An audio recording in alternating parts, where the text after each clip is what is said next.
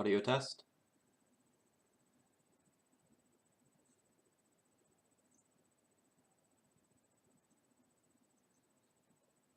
Audio test. Okay, I think I'm up and going.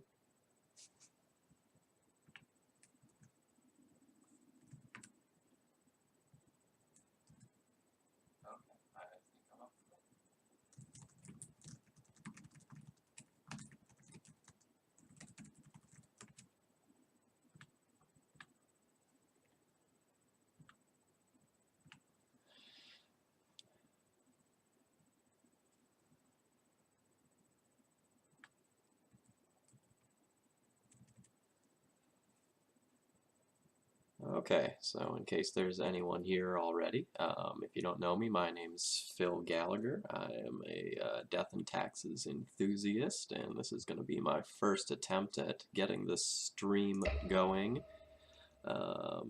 When some people go ahead and show up here, just type some comments in the chat so I know some people are actually listening. I'm gonna start off just by playing a handful of games in the sort of casual constructed queue here, just to make sure that the stream's not going to start crash when I start playing, and to make sure that my video is working out and everything like that.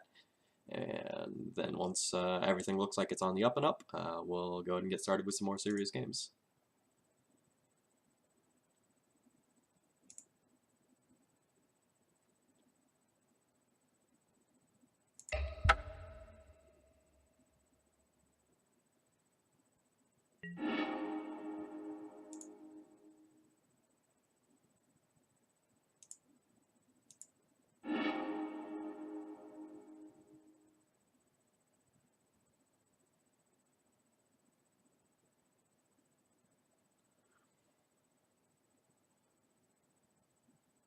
This hand is pretty weak for being on the play. It has some mana denial elements in port, but like we don't have the possibility of doing any damage right now until turn 4. That's probably not good enough, and this is just going to be dead to a lot of decks, so I'm going to ship this one. This hand is awkward, but fine. We'll keep this. The double Caracas is rough, and the fact that we probably want this land, but we also want to fetch is equally rough. We're going to send that land to the bottom, though, and just hope to draw some gas.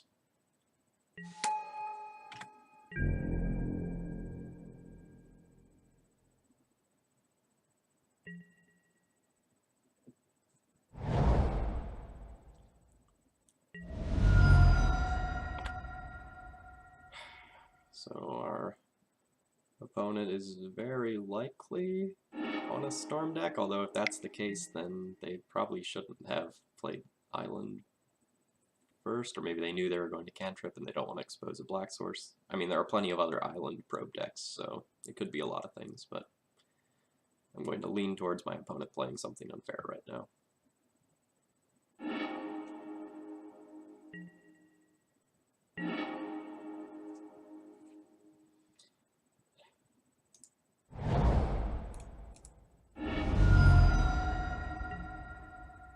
We need to get a basic plains here. I know we don't have a red source, but it's very important to have stability in mana early on. And if you do something like slam a Magus, it is not great if you don't have your own basic plains. Since we already have the sword, we're going to get the Batterskull here.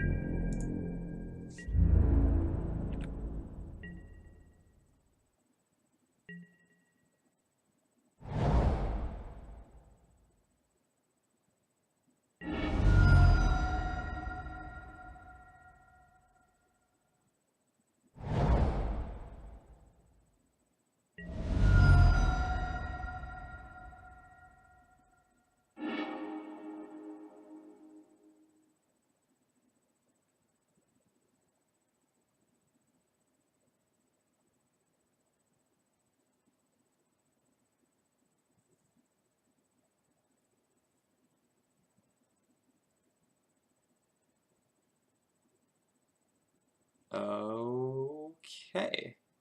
This is one of the times where our opponent has conceded to conceal information. Interesting. That seems like a really early concession, pretty much no matter what our opponent is playing here.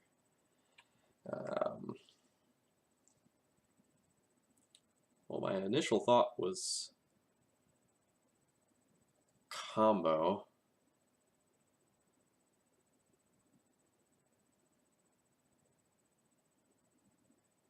Maybe they're on some sort of check pile? No.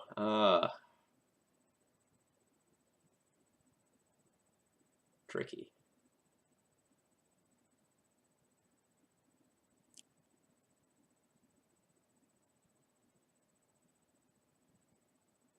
I don't really know how I want to sideboard here. I'm going to ring this prelate because it's probably going to be good against a lot of what my opponent is doing.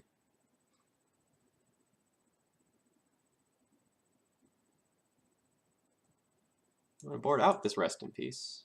Oh, I guess I should. Well, when I have some people in here, more people in here, I'll talk about the deck list. There's some weird things going on here.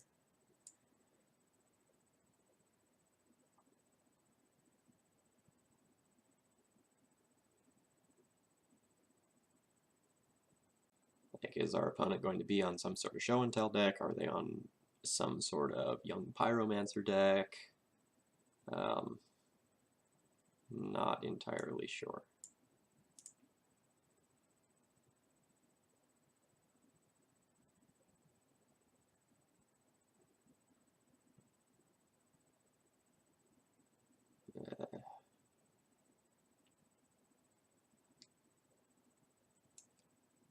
My gut says that these Swords to Plowshares are going to be bad in all likelihood, so I am just going to bring in some generic critters instead and see where we end up.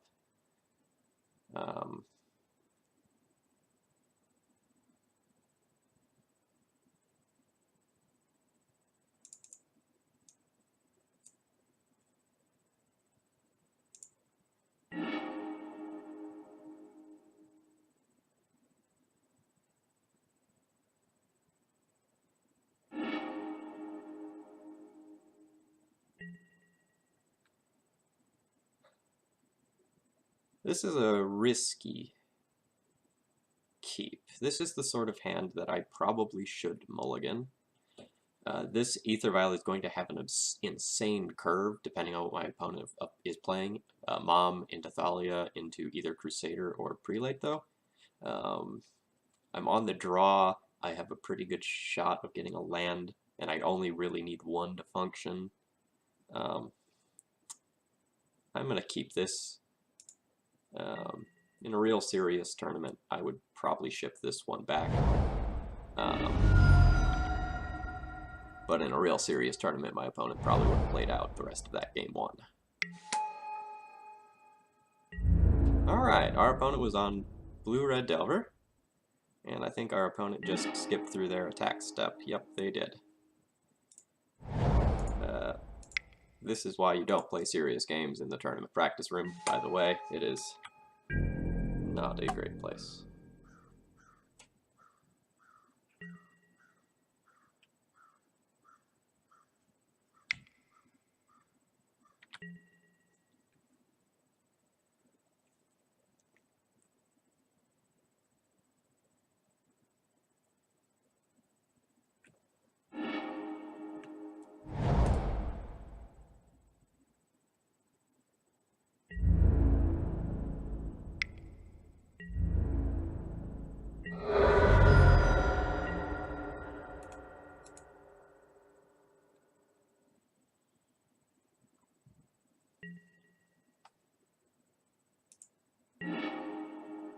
Oh, that is a fantastic draw.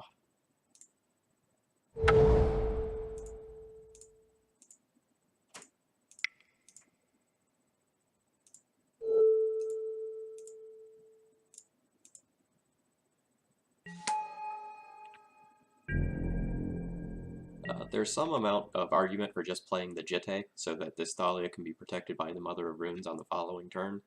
But I'm a-okay just trading this Thalia, even though I have Caracas, since I'm relatively mana light here. So in some capacity, this Thalia is going to eat a 3 damage removal spell. I'll untap with a Mum, I'll play my Jitte, and then I'll be ticking the Vial up again after that, and Crusader Jitte, or maybe Prelate first, depending on if we draw a land here. Should lock things up pretty quickly. The only unfortunate thing is that we don't have real removal left in the deck, so we are at the mercy of this clock here, and we are not going to block this Monastery Swift Spear.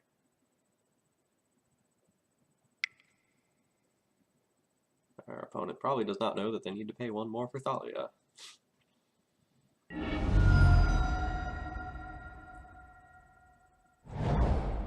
There we go.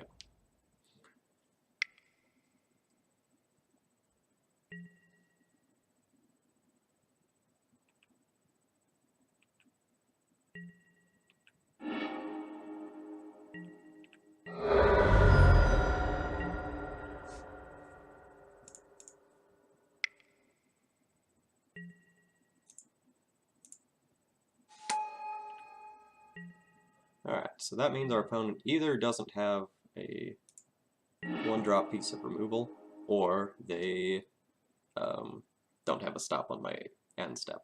Either way, good news for me. We're going to go ahead and Legend Rule our Caracas here to just throw the Prelate out right now.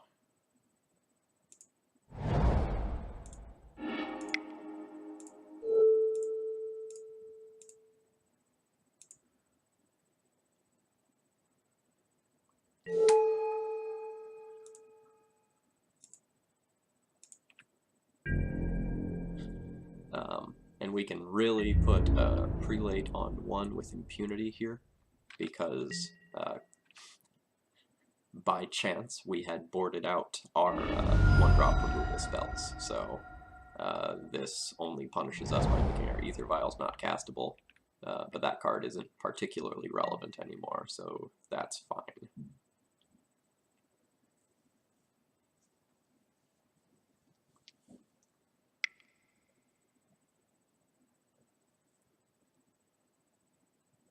This Sulfuric Vortex is annoying, but by no means unbeatable. Crusader is a fast clock, and we're going to be getting to attack with this Prelate as well.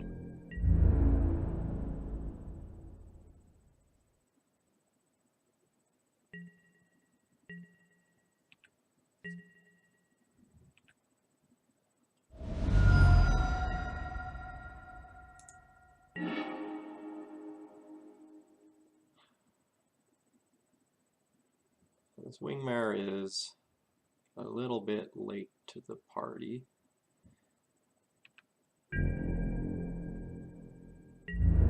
We're going to go ahead and attack with this Prelate before we play anything else. That way, if our opponent does something like tries to daze one of our spells, they don't get value from being able to block the Prelate.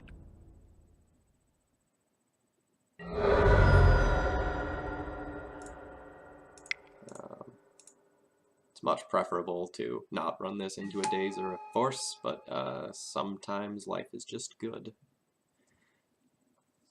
And now we run into the question, do we want to just throw down this Wingmare, or do we want to wait and try to ambush the Swift Spear with the Crusader, or how exactly do we want to do this?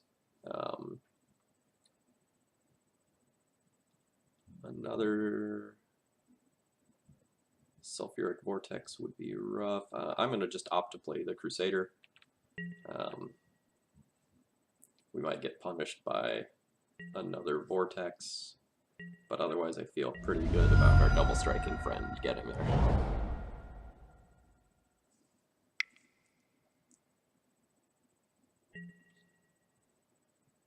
Alright, Stone Chaser Mage, okie dokie.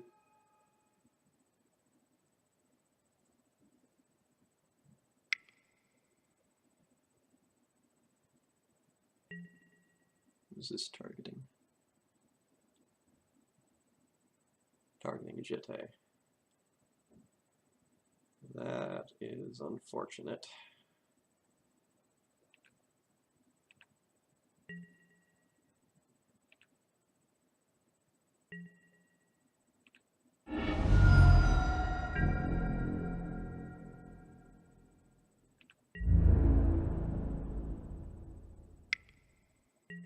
Alright, the good news is that we are going to get to eat this Swift Spear.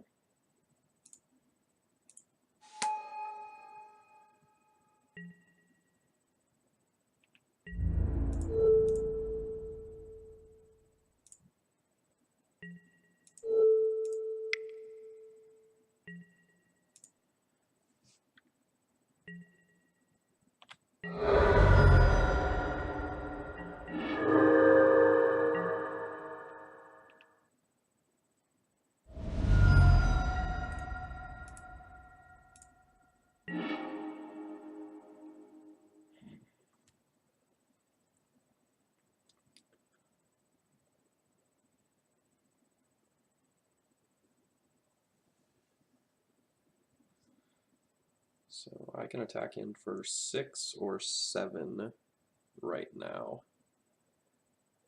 If I attack in for 6, that puts my opponent to 7, and then the following turn they could block the Mirroring Crusader and take 7 again. So I'm just gonna play it safe, make sure they don't have something stupid for me, and this will also let me hold back the Storm Chaser Mage if they're trying to push damage that way. Oh, they're also going to take 2 more. So actually, if I attack in for 4, 5, 6 right now, that puts them to 7, then they go down to 5, and I can pretty easily push 5 damage the following turn. Yeah, okay.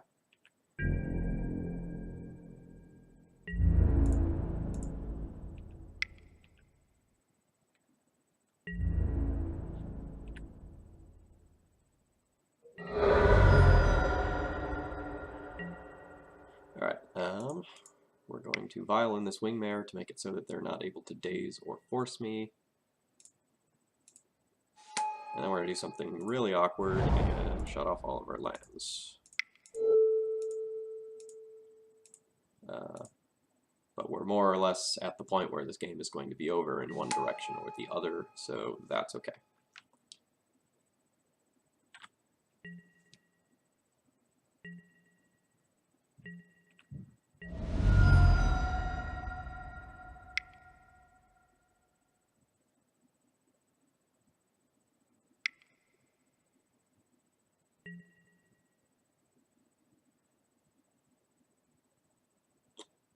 Yep.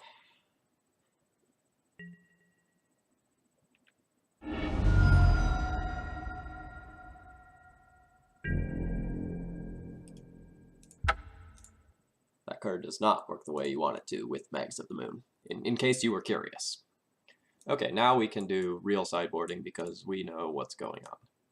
So against a blue-red Delver deck, we want all of our cheap removal that we can. All this stuff here is going to be absolutely excellent. This random containment priest I boarded in as a guy is not particularly good. We can ship that out. Pia and Kieran is fine, but very, very slow, and we'd more or less like to get under that here, and these Maguses are not particularly good. Honestly, the red splash as a whole is not particularly good in this matchup due to things like Price of Progress. Sorry, I just saw that chat message. Do I like the red splash? The answer is yes, very much so. I've been playing it for, I guess, 2 or 3 weeks now, since around Christmas break, and my win percentage has been very, very high with it, around 70% or so, and that's very, very good. And as far as other things, we will go ahead and either trim a Recruiter or a Mirren Crusader here. Mirren Crusader is not good against red removal. Recruiter gets extra removal and most of our tools that we need for the matchup, but is slow, so it can kind of go either way. I go ahead and drop a Recruiter.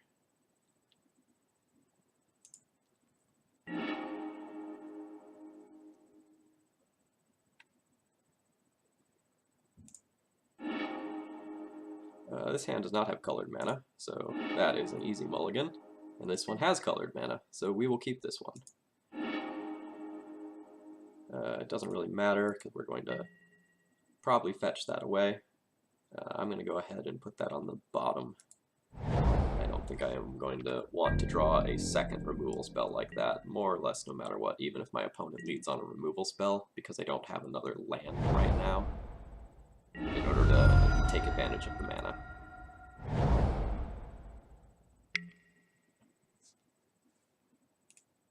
Great.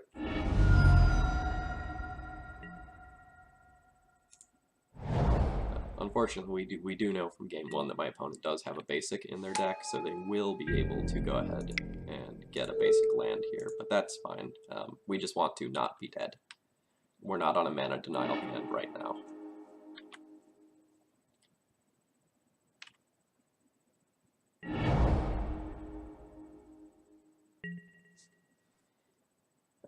I say, and then we draw the Wasteland.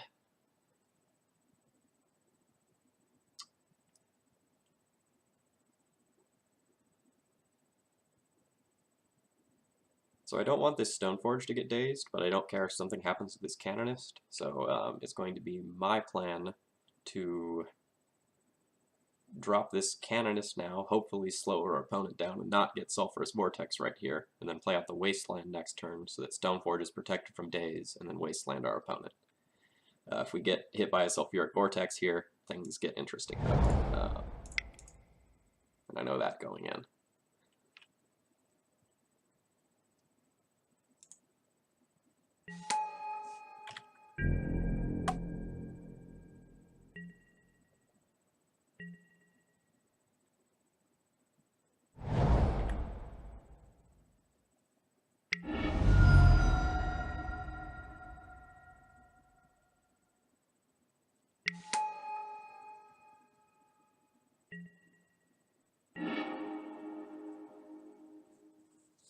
Alright, does that change anything?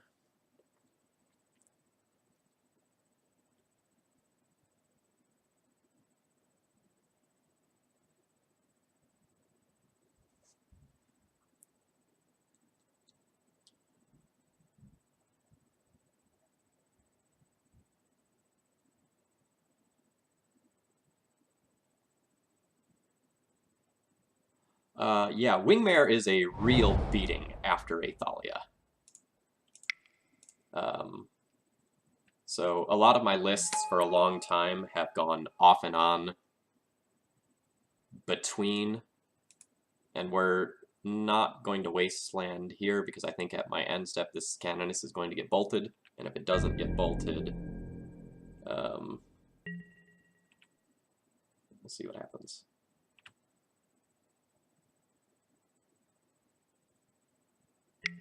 Okay, so there the Canonist gets bolted like I thought was going to happen. If it didn't die, I probably wouldn't Wasteland, but since it died, might as well attack the mana a little bit. So, sorry, back to what I was saying. The flex slot of my mono white build for a long time went off and on between being Bryn Wingmare and being Sanctum Prelate. Both are very, very good in different circumstances. In this red build, I very much like having Bryn Wingmare in the main deck. You lose a flyer or two when you're going and dealing with the splash mana. So like you lose a Flicker Wisp and you're not going to end up playing anything like Sarah Avenger in the flex slots.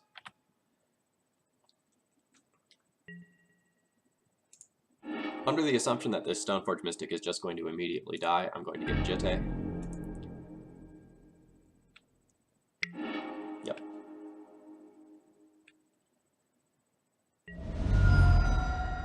Wow, Surgical Extraction seems like a loose sideboard card choice here.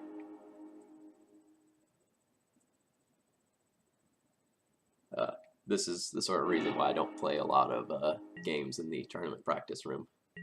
My opponent also did not exile my Stoneforge from my graveyard, which is something you have to do with Surgical Extraction when you're playing online. You have to click that card again, which is very non-intuitive and almost cost me one of the first games that I played against this deck. Now both of those Delvers are going to flip, and I am going to be in very, very bad shape on just about every front. I think we're dead this game.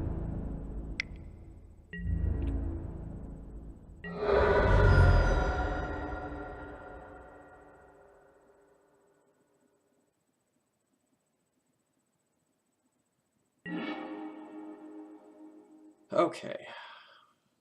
What does a land do?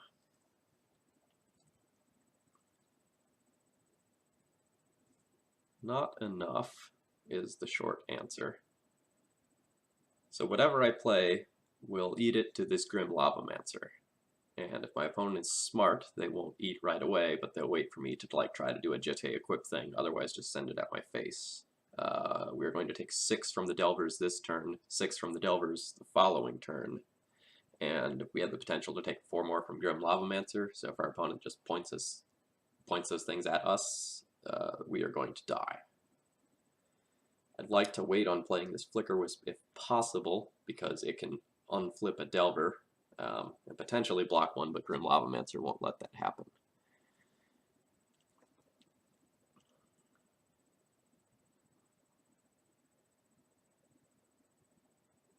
I would like to draw a removal spell.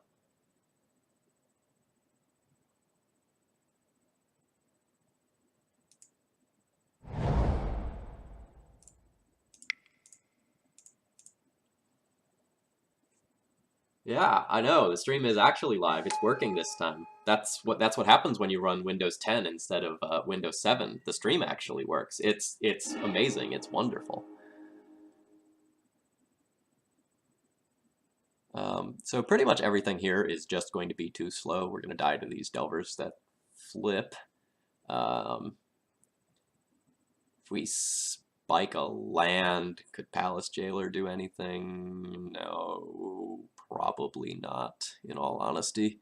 So we're just going to take another flyer and see what we can make happen here.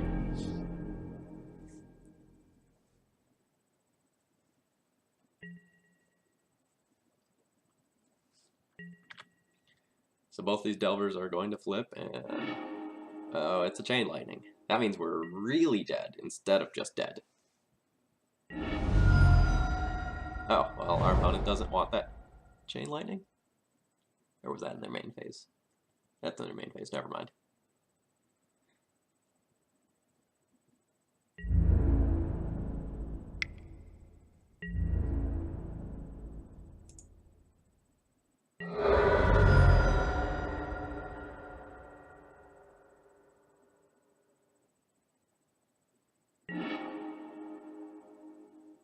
Okay. So, we can cast a Flicker Wisp, unflip a Delver. Our opponent will Grim Lavamancer my Flicker Wisp. They will then attack me for 3 2/6 damage. And if they flip that Delver again, I'm just dead. Or I can hope my opponent's really bad and lets me equip this Jitte for some reason. But I think that's probably too ambitious.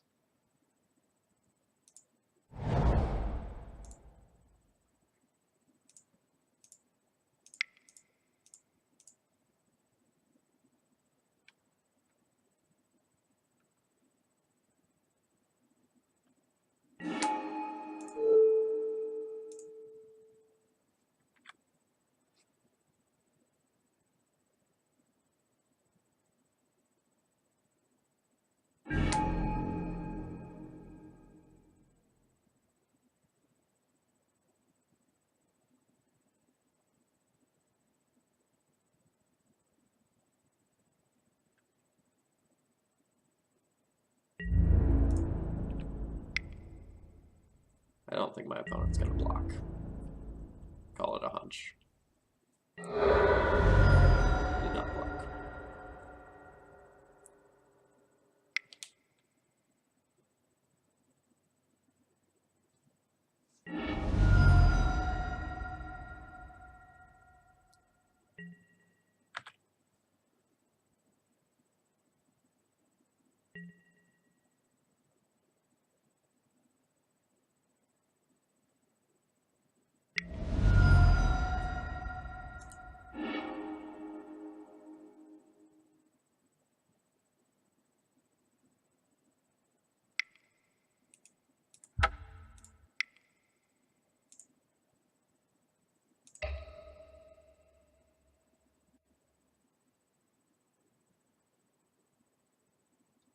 Oh, okay. So this is the first time doing this all stream thing, so thank you for pointing out the obvious there.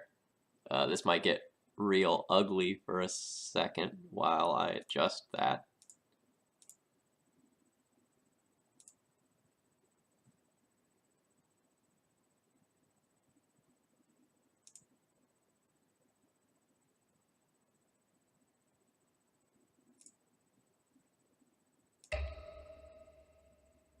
Okay, sorry, let me just open a solitaire window here for a second.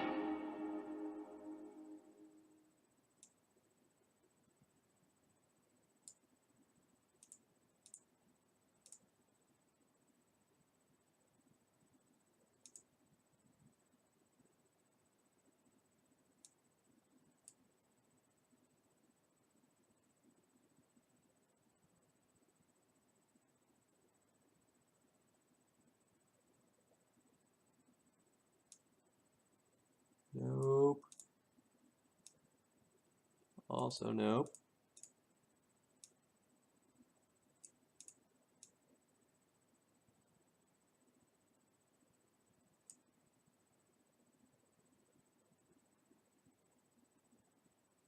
I'll try just putting it over there for a minute and see how that works out.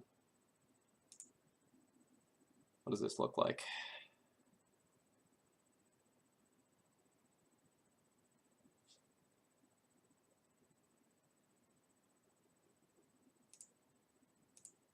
Yeah, that is the stupid quick solution to that. Can I just do an image? What sort of defaults do I have? Nope.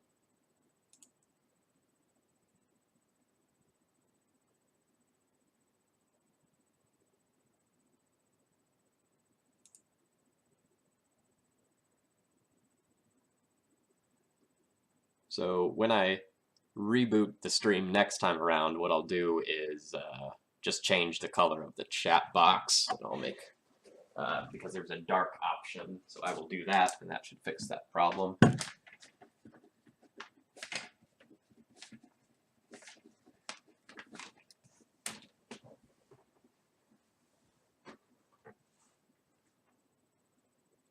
Color source. Okay.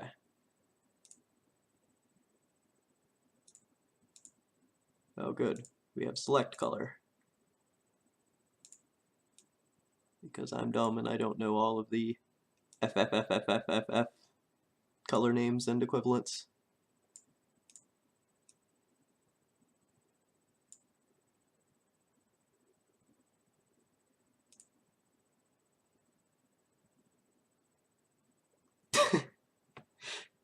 Look, at this point, I haven't opened Paint in God knows how many years. I don't think I want to start now.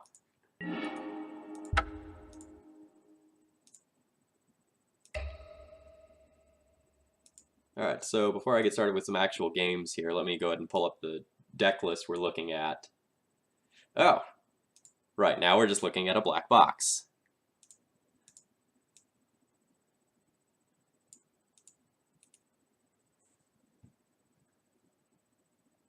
Order.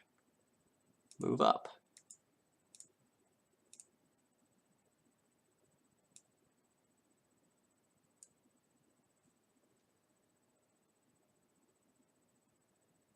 Does Windows 10 even have Paint? That is a great question. It does still have Paint. That is still somehow a program that is alive. 3D Paint. Hold on. We're not that artistic. Let's not get carried away here. Okay, so let's talk about the deck list that I'm playing right now before I go ahead and start up my next match. So right now I am playing Red-White Taxes. For a long time I'd been advocating the 4 Crusader build, but just for the sake of comparison. Well, one more layer still? Okay.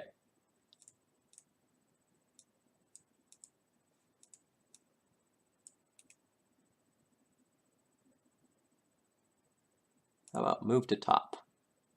Let's just do that.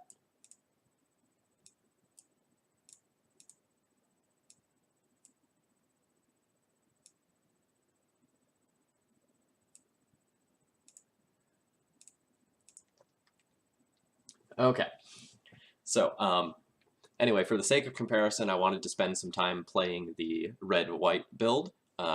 So this deck list is a combination of Mark Koenig's list from a 5.0 about a month ago, and source user Ayati's list.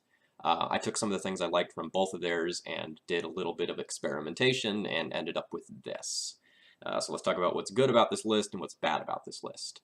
One of the first things you might notice is that this has 24 lands rather than the stock 23 lands. Because this deck plays a handful of 4-drops, we really need that extra land, and D&T kind of cheats on land as is. Both of their builds had more Cavern of Souls than mine did. I instead opted to add one more plateau in because I value casting things like Swords to Plowshares and our other white vryn that we see.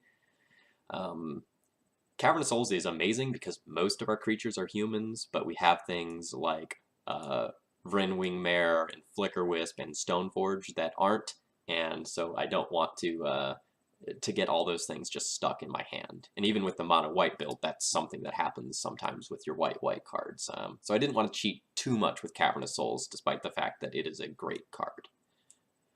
So why Splash Red? The red splash is primarily for 2 cards, Magus of the Moon, which is a game-ending haymaker against a lot of decks, and Pia and Kieran Nalar, which, while doesn't seem like it should be that good, is really stupid with a Vial on 4 and Caracas. You just absolutely get to produce Thopters until your opponent dies. Okay, so fun fact, you sometimes don't choose core, actually. In this deck, Stoneforge Mystic and Pia and Kieran Nalar are both artificers. So if you need to go that route, you end up naming Artificer rather than core. Just kind of fun side fact there.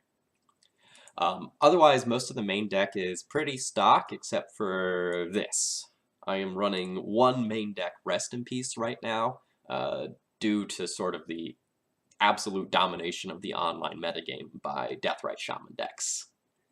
A lot of people are telling me this isn't good, but I've been tracking some statistics on it, and it's performed very, very well for me so far.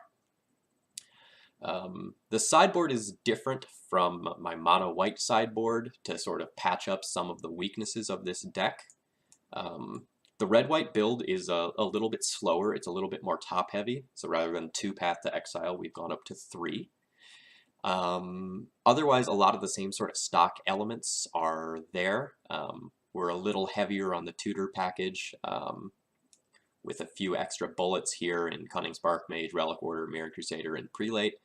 Other than that, a lot of this stuff is pretty stock. If you have any questions, go ahead and ship them to me, and I'll be happy to answer. Otherwise, I'm gonna go ahead and just jump into a league, or at least see where I'm at in my previous league.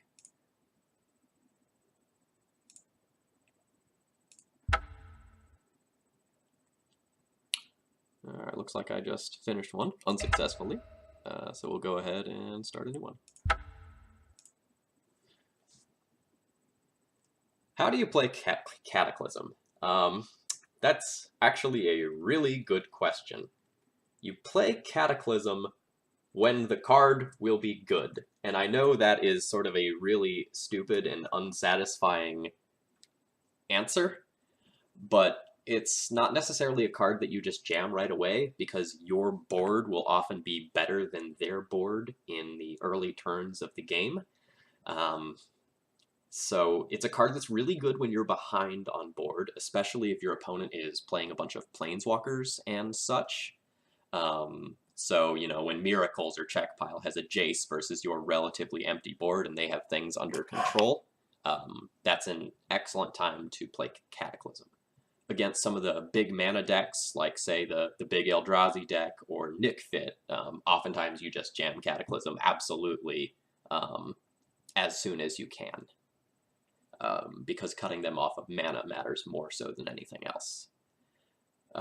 All that being said, sometimes Cataclysm is really, really awkward because you get yourself into positions where you lose out almost as much as your opponent does if you cast the Cataclysm.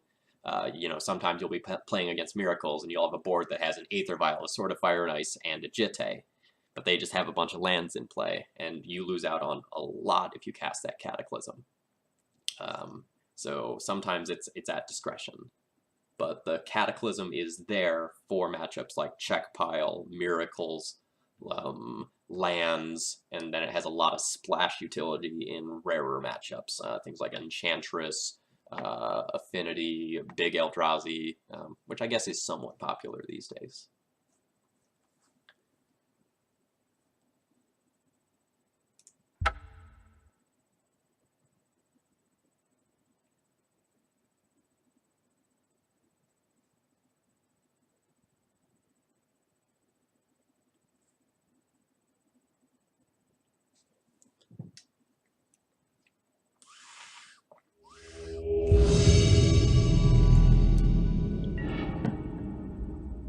Oh, hey, it's a great player.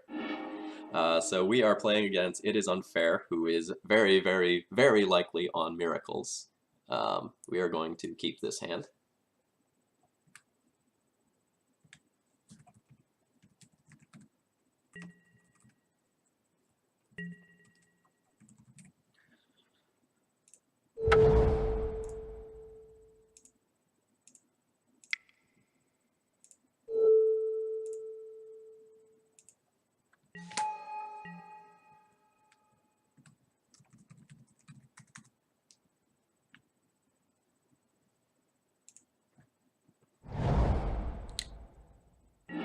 Alright. So maybe not Miracles this time. Surprise.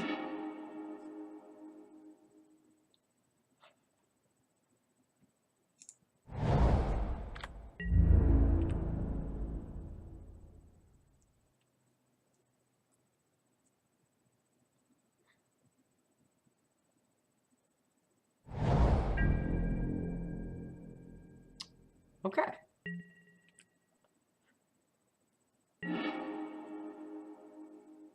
So we have a forest and a wasteland, so we might be looking at some sort of Maverick-style deck. I can either Stoneforge or Thalia here, and I'm sort of afraid of getting locked under my own Thalia if I cast the Thalia, which is awkward because I have these two Swords to Plowshares, which are going to be very, very good in the matchup. But if he ends up doing something like, you know, Wasteland me again and draws like a Deathrite Shaman or a bird or something stupid like that, I'm not in great shape. So I think I'm just going to Stoneforge instead.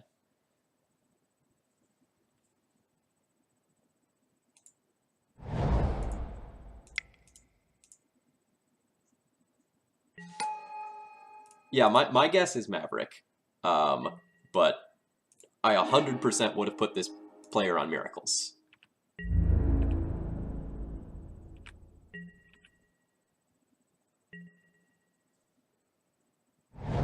Yeah, see, there's this Wasteland I was really worried about. This is why I didn't play the Thalia.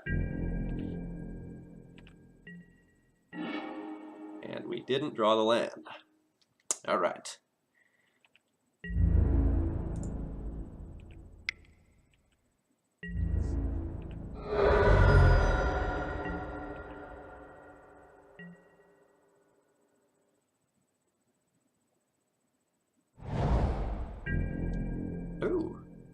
This might be agrolome. Okay.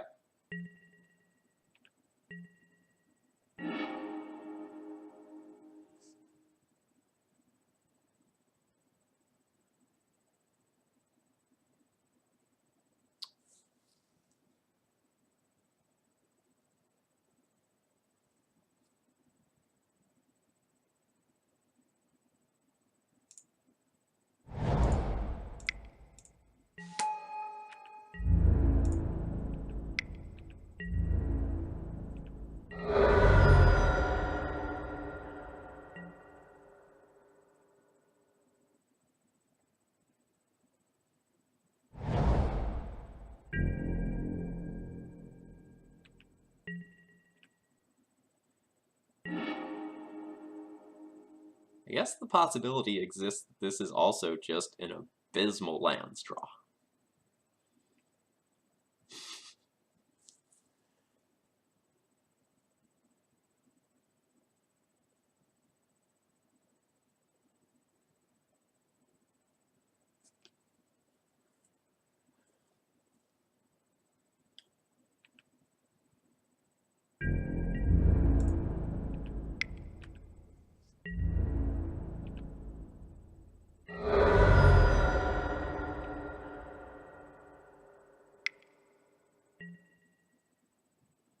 Alright.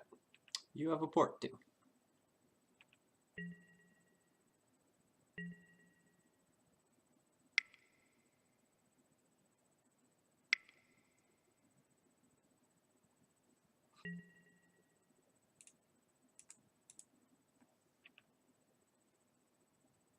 Alright.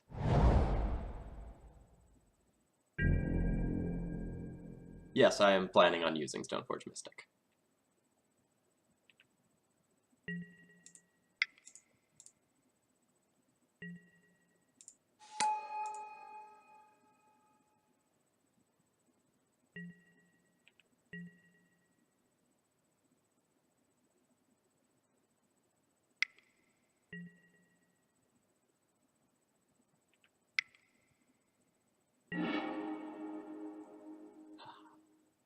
I love Thalia. Thalia is a great card, but sometimes Thalia is really frustrating when you are on land light hands, as we see right now.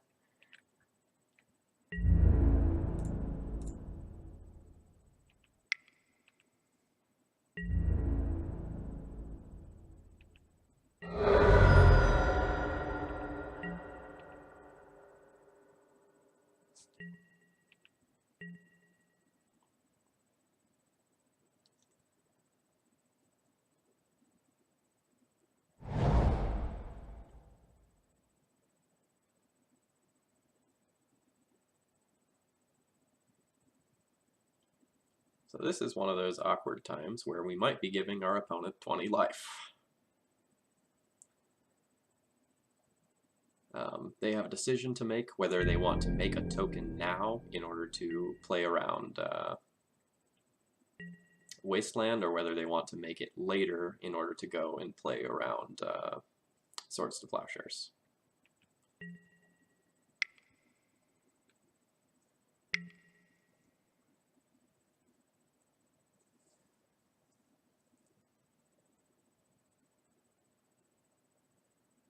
I have the opportunity to Swords one of my own guys here to go up to 21 life. But if they have a Punishing Fire, that is not a great plan.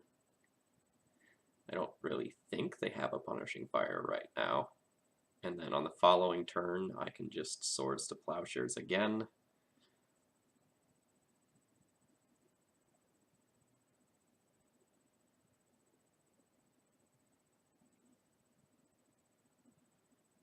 Yuck. The problem is that if I don't draw a land here, I am 100% dead if I don't take an action right now. If I draw a land, I'm a white producing land, I'm in really good shape. The Stoneport isn't doing me anything. This feels bad.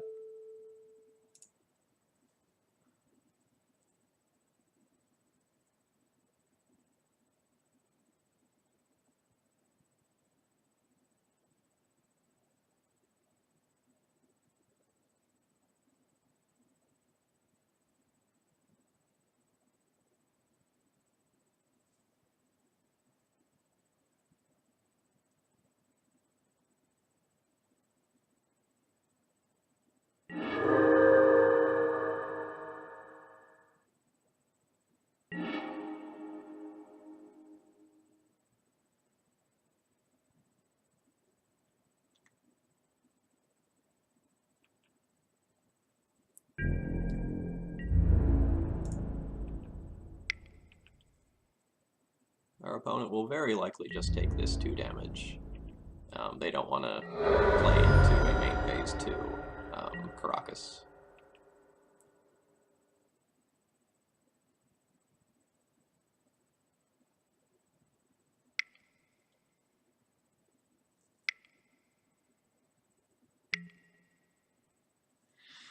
Oh, even worse.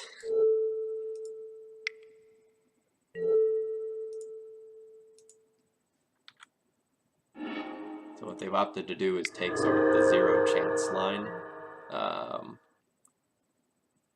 where they're not going to expose their stuff and they're just going to mow down my team right now.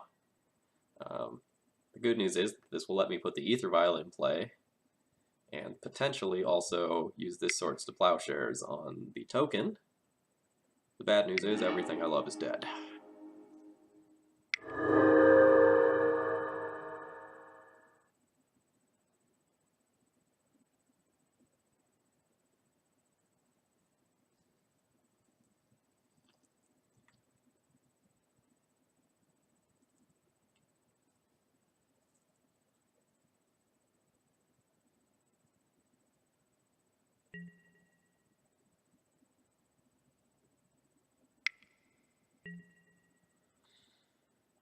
Yup.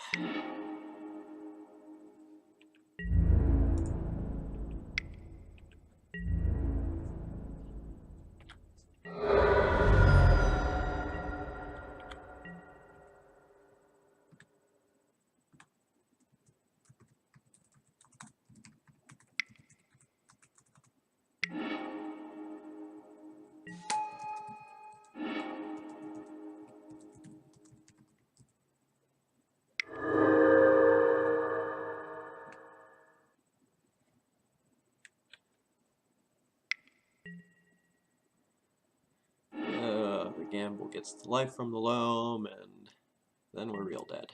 I mean, we already were real dead.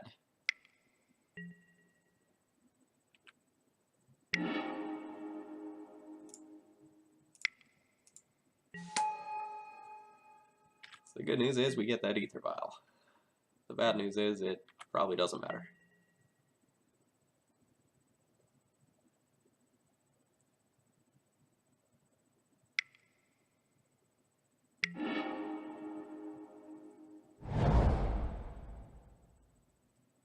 So the opponent will then port down the plains. In my upkeep, wasteland my port now. Produce a Merit Lodge on my end step, and then Punishing Fire me out for the rest of it.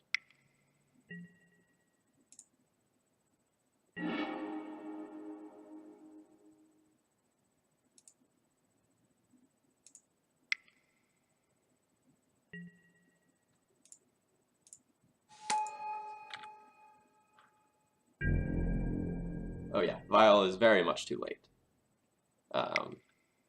We had it early on, but could never cast it. Alright, so there's that big boy. We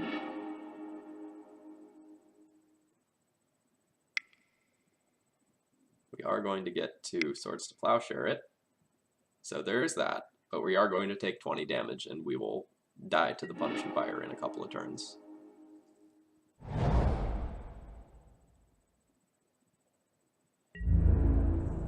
Or just do another Merit Lodge. That's fine too. We can die to that.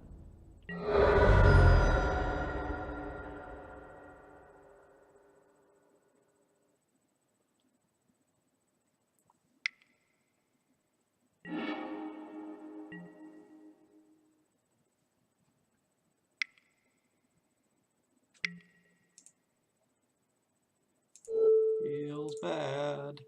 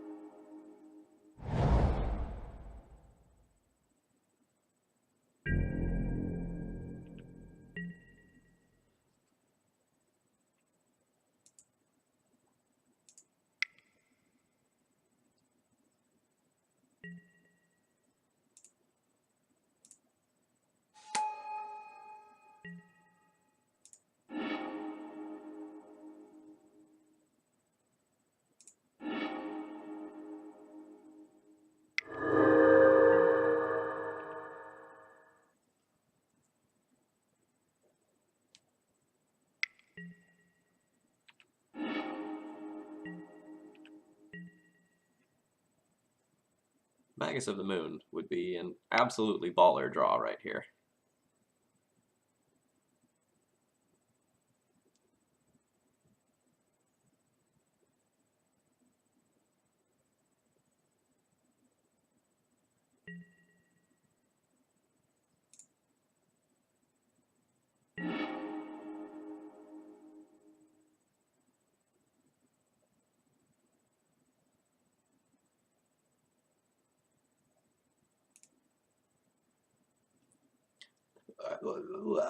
I know, I know.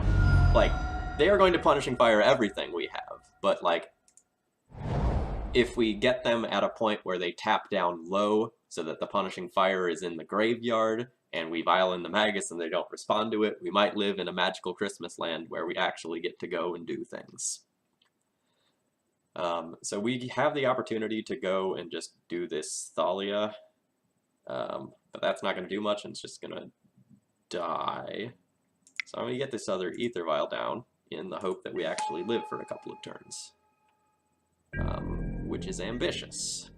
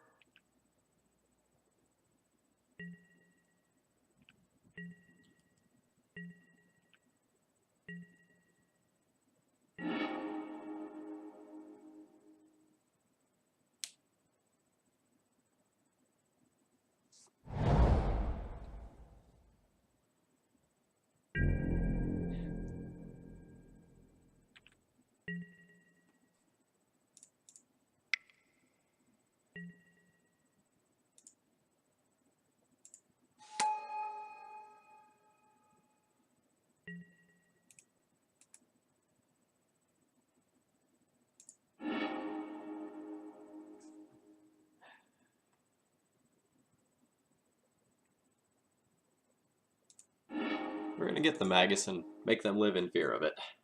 Now that they have Triple Grove, it is unlikely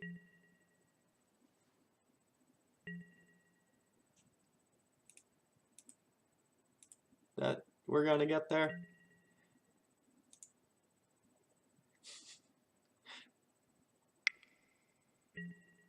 Yeah.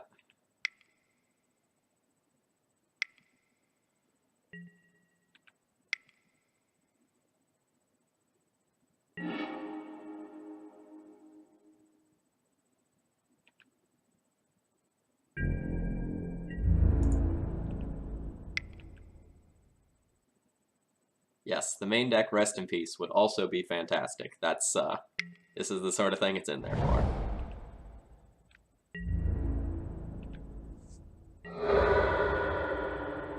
Alright.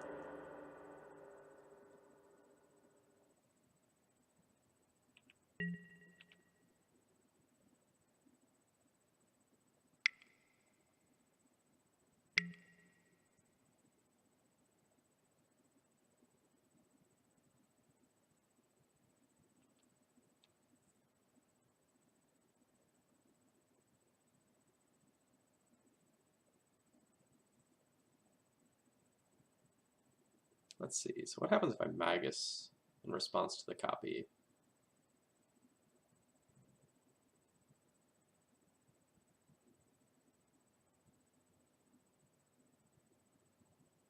So I violin the Magus gets Punishing Fire, you still get a guy. Okay. Sadness.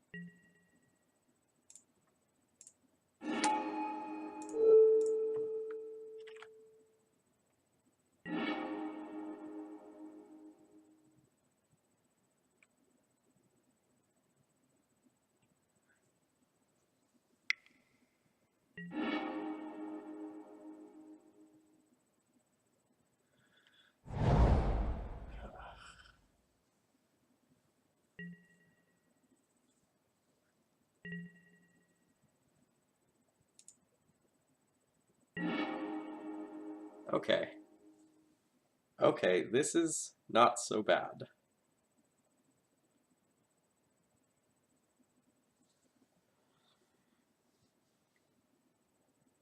So we can Flicker Wisp the next Merit Lodge that is made, tick up Vile and Magus, and then Palace Jailer the next Merit Lodge token. Okay, okay.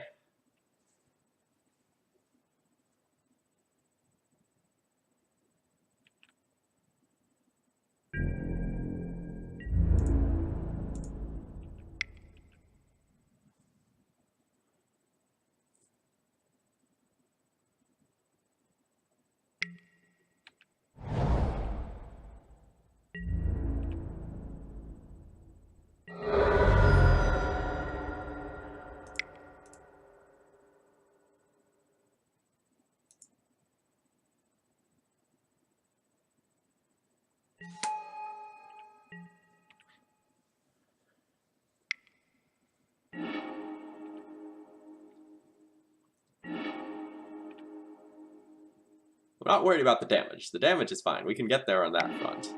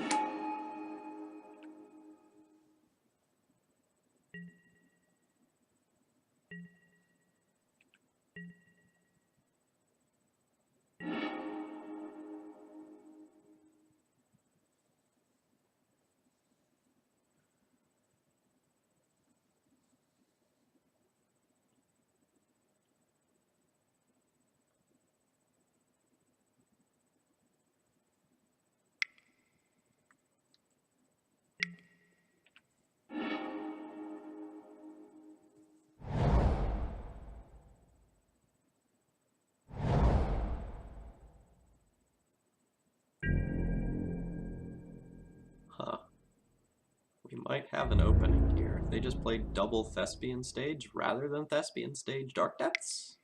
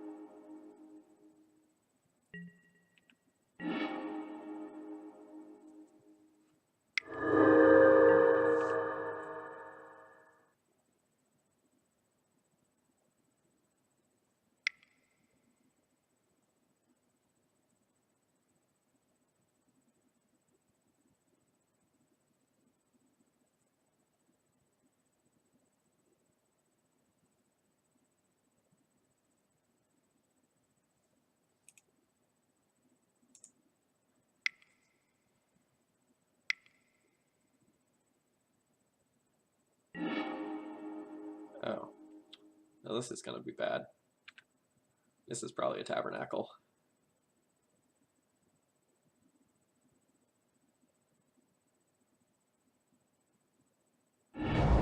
Yep.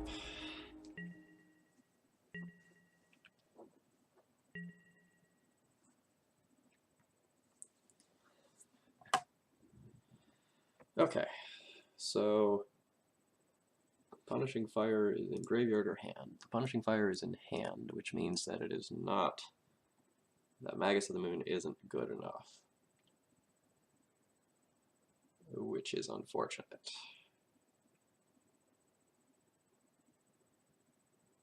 Or is it?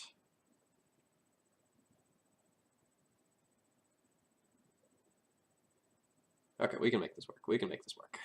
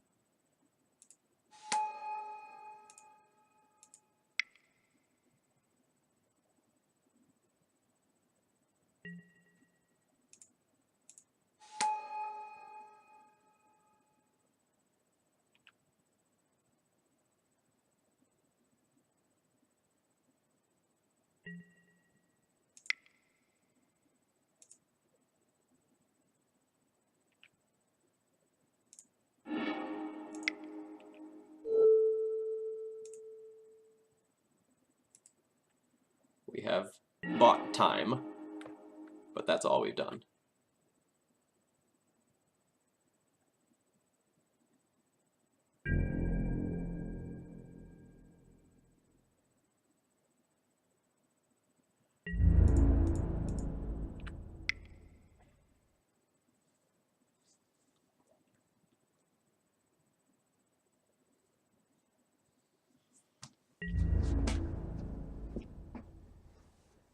I guess we haven't even bought time because the Magus turned on their other lands, turning them into mana-producing lands. And my opponent figured that out. Yep.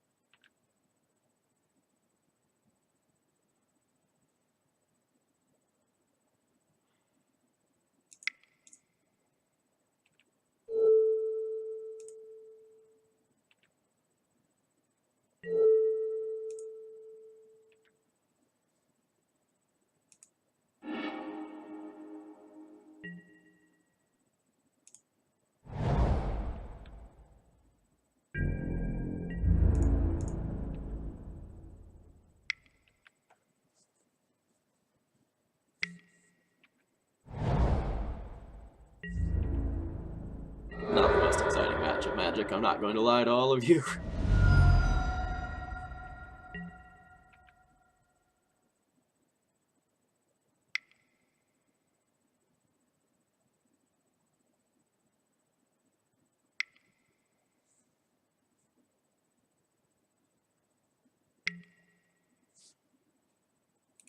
Our opponent was just doing an F6 check there.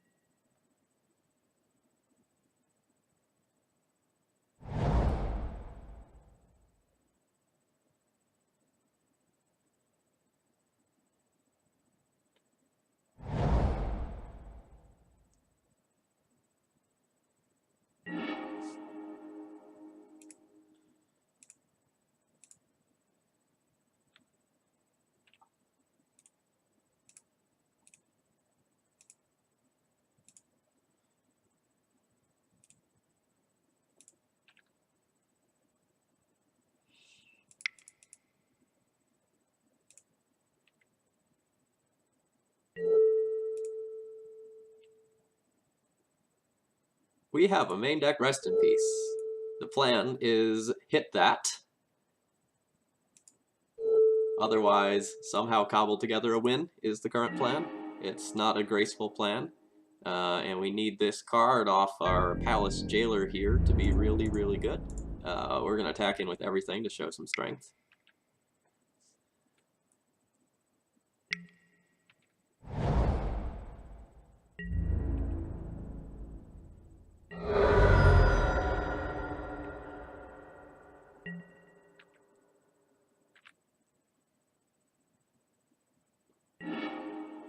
Alright, we are dead.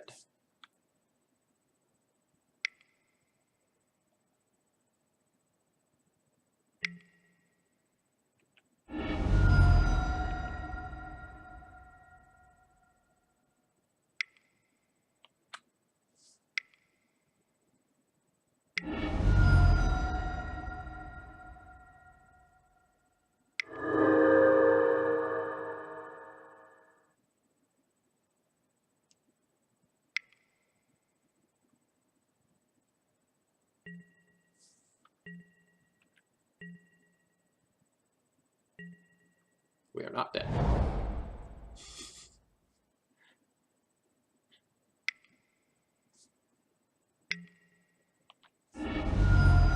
We are dead again. Hey, how's it going? Thanks for stopping by. We just lost a very unique game 1 to lands, and now we get to bring in a bunch of goodies. Cataclysm comes in. It is an amazing trump card once we have a Rest in Peace in play, and guess what? That card is also coming in because it is great. Sort of in the game 2 scenarios, what we're looking to do is stick a Rest in Peace and not die to Merit Lodge, and then we can let our equipment, especially Sword of Fire and Ice, protect our guys, and eventually get there. I'm going to start by trimming my Revokers. Yes, they can shut off some things, but my opponent did not show me evidence of Molten Vortex in that very long game 1, so I'm not particularly afraid of that. The red-white list is pretty well equipped to go and deal with the lands deck, which is really good. And then after that, things get a little trickier with this build because you have a lot of things that are really, really good.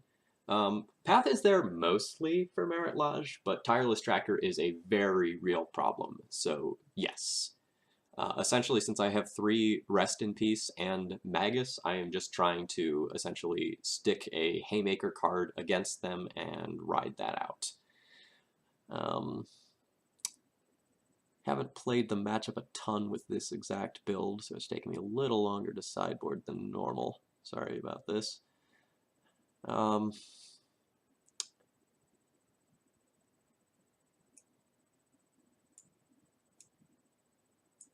trim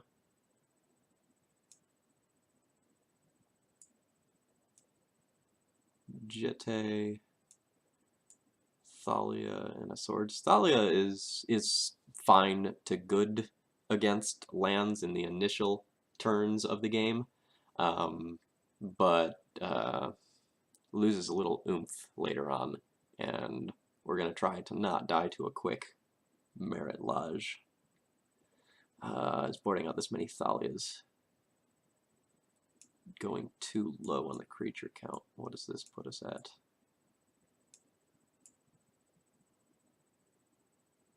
That's 16 effective creatures that can attack. That's a little low.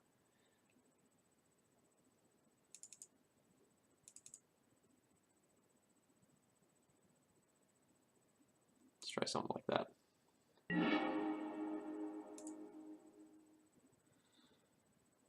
This hand is not great. Can stop 2 Merit Lodges, which is fine. But I'd really like a Vile hand, if possible, or something with a few more lands so I can actually use my Mana Denial elements, so I'm going to ship that one. And this is much, much better. I actually want that land quite a bit. So I will lead on the port despite the fact that it can get wastelanded.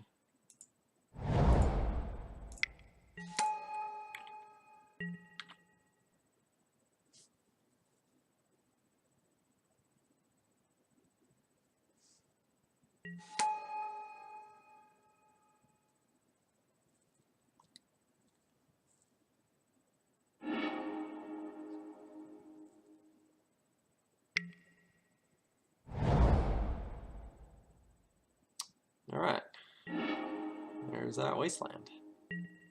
Punished.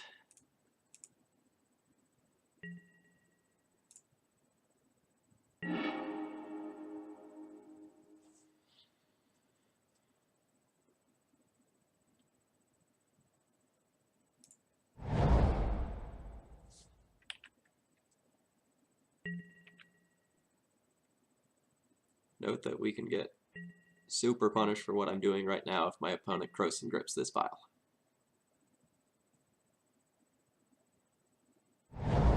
But I'd rather not give the information that we have the mom, if I can avoid it.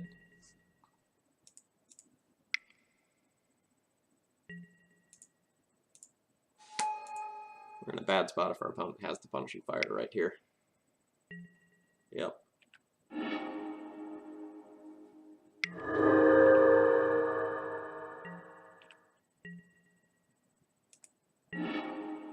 Okay. Well, in good news, we drew this great sideboard card.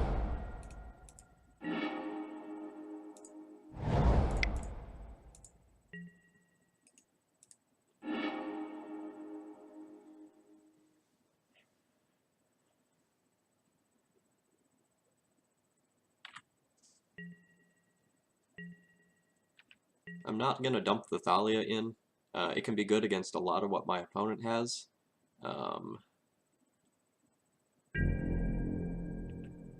They don't have more lands. That is fantastic.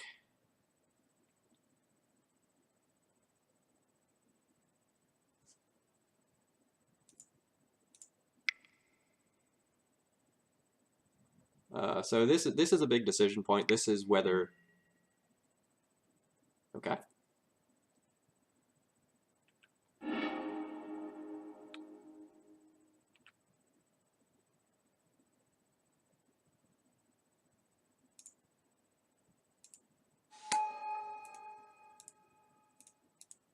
So what I'm going to do right now is just get my Sword of Fire and Ice and put that into play.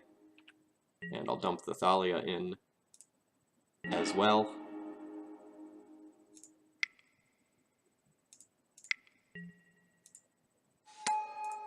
And I'm just going to try to constrain my opponent's resources as much as possible here and give me the opportunity to get one of these things equipped. No, I don't think I want the Batter Skull. My opponent's resources are so constrained that eventually I'm just going to get this sword on something, and that something will ride me until they get a Mazavith. Since I'm only at 3 lands right now, I'm not going to have the opportunity to like bounce and redeploy the Batter Skull or just equip the Batter Skull. Like, if my opponent goes and taps down low for something like a Loam, they are in very, very bad shape. This also means that a land is a really good top deck, because we can go equip on Stoneforge. Oh. That is not good for us. Okay.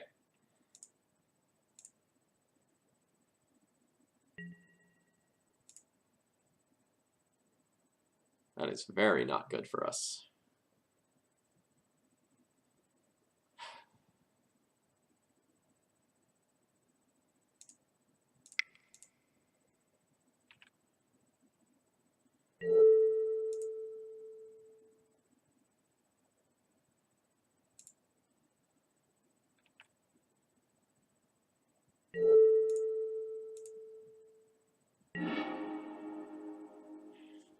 Okay.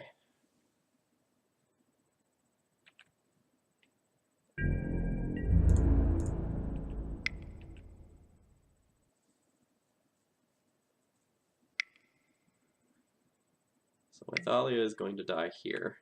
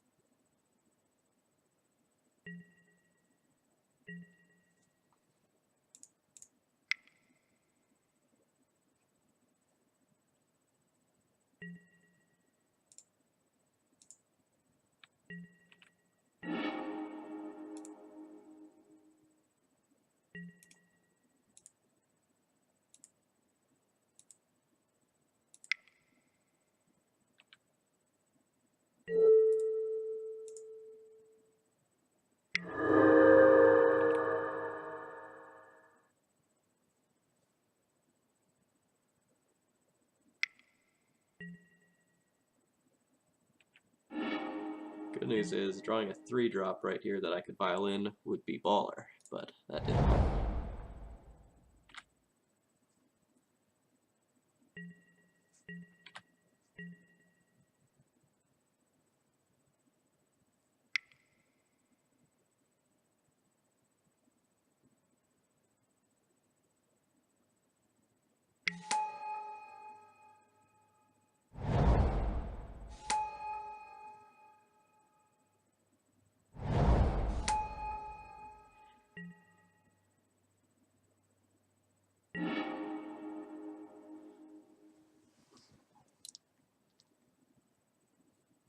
Ugh.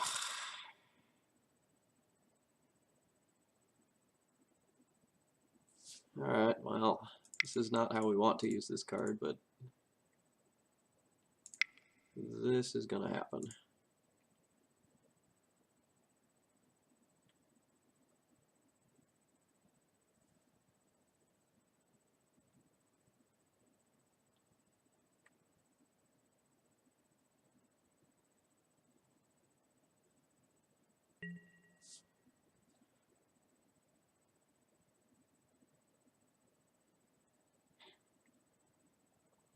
Yeah, so now the question is, am I going to keep this Ether Vial or am I going to keep this sword?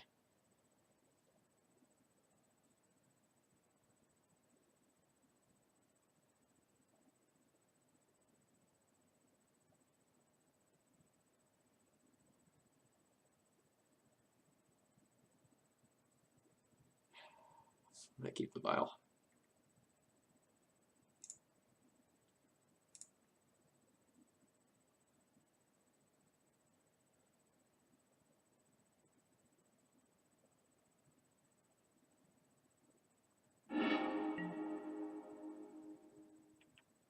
Oh, neat. That's never happened before. That Tireless Tracker Cataclysm anti-synergy.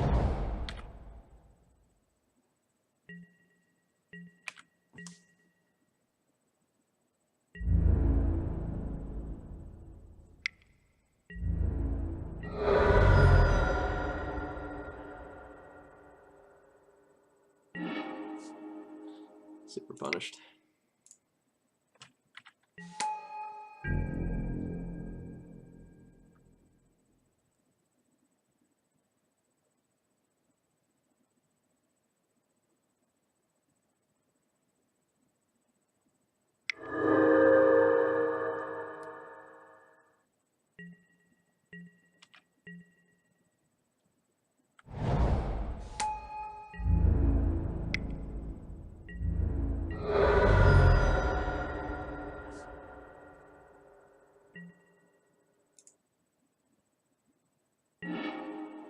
Okay, I accept.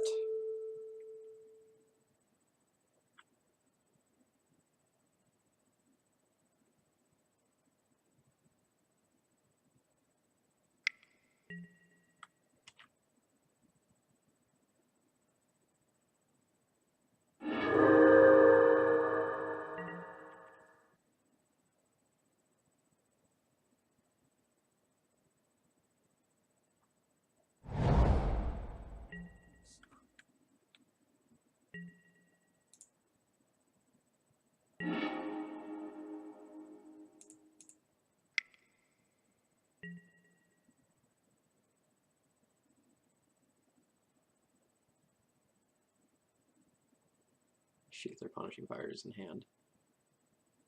I don't want to do this right now.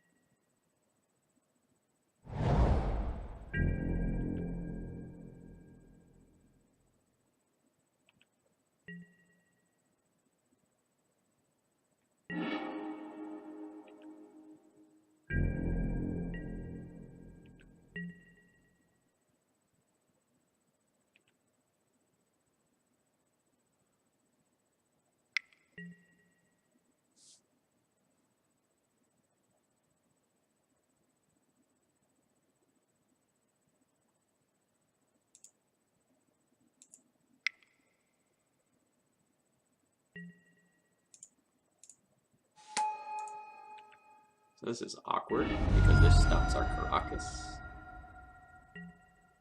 But I guess that doesn't matter right now.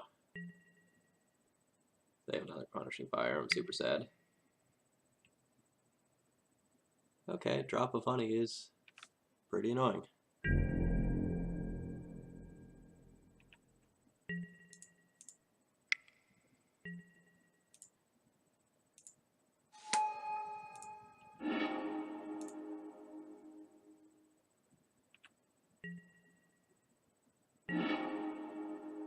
Oh man.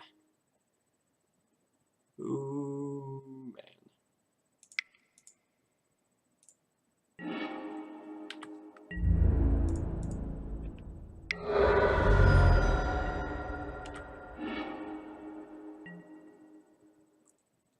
So you're telling me there's a chance.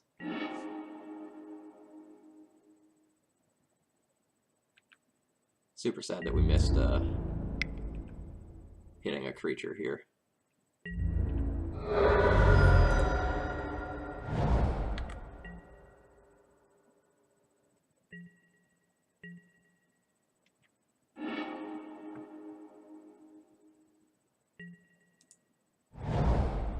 Alright, there's the wasteland for the Caracas.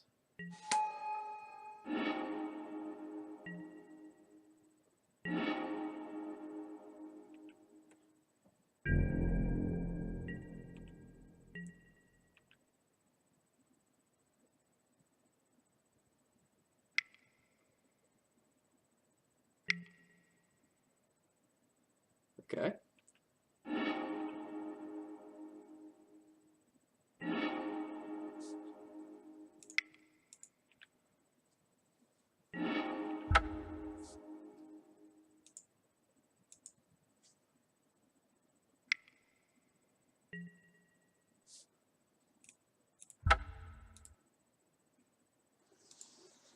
Alright, that was a very long and drawn out affair. I'm not particularly fond of the lands matchup as far as percentages go as of late. Give me a second just to adjust my notes here.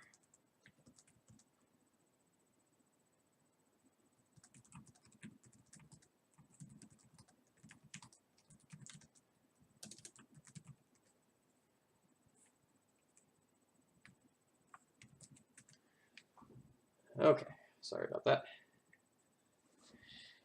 Let's try again.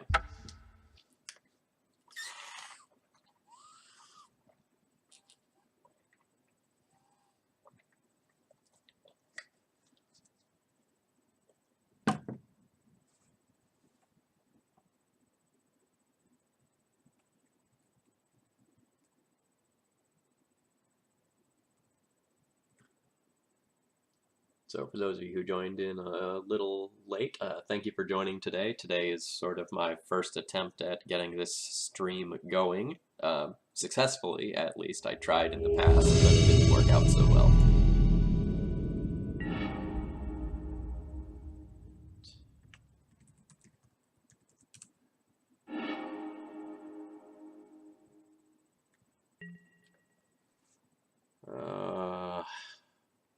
This is an interesting hand.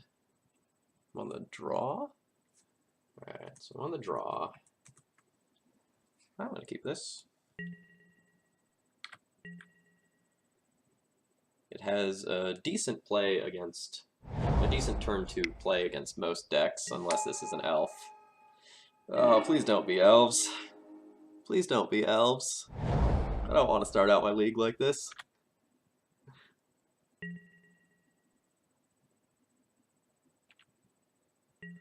Please don't be elves.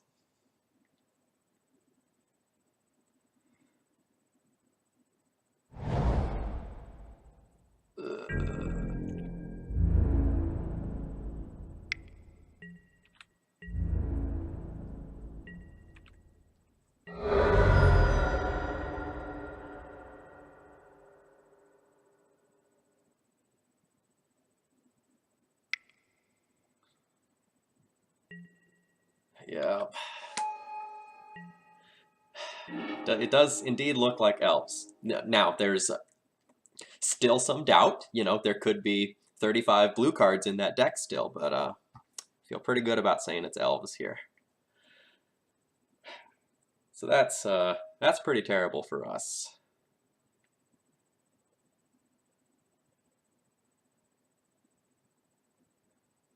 So most of my cards don't really do anything in this matchup. I'm going to go ahead and play out Thalia this turn, followed by Stoneforge, followed by Equip and Go, I think. Actually, they'll probably fetch Dryad Arbor, so I should Stoneforge this turn, followed by Flicker Wisp instead.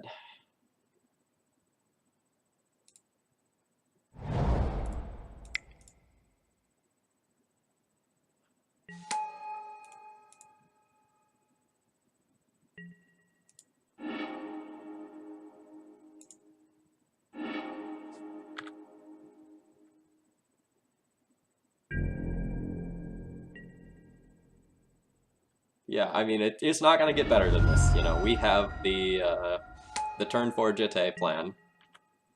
It's just sort of unfortunate that that probably won't be good enough. Like, we will probably just die to a natural order. Like, even a glimpse chain would be pretty bad.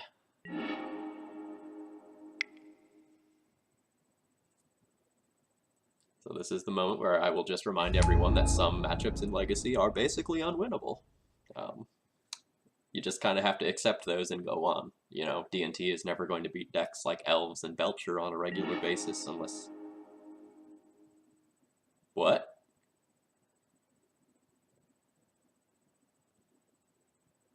Oh, wow. Oh, wow. We might live. We might live. Holy cow. My opponent just drew one card there. Huh.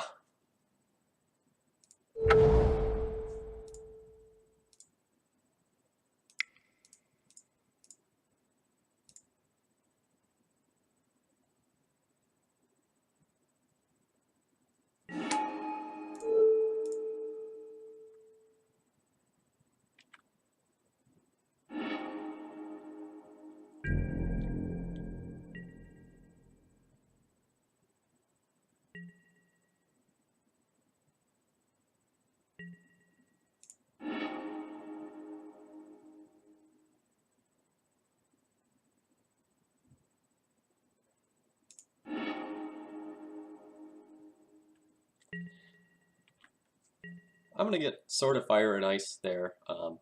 On the off chance that I don't just die this turn somehow, and Jitte connects, it's very possible that they will just Reclamation Sage and kill the Jitte, so I still want to be able to be killing a guy every turn. This is going to get a Heritage Druid to give them more mana. And then they can tap 3, eat the land, get up to 4, natural order me. The natural order won't be lethal if that happens. Okay. Now things are getting scarier.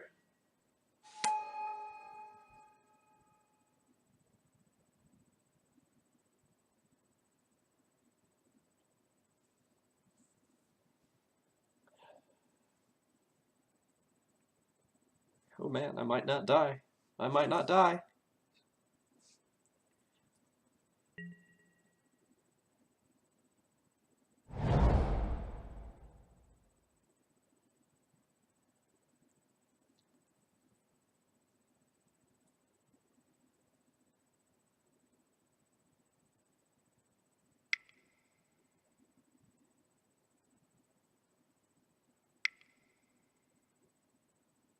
Nissa?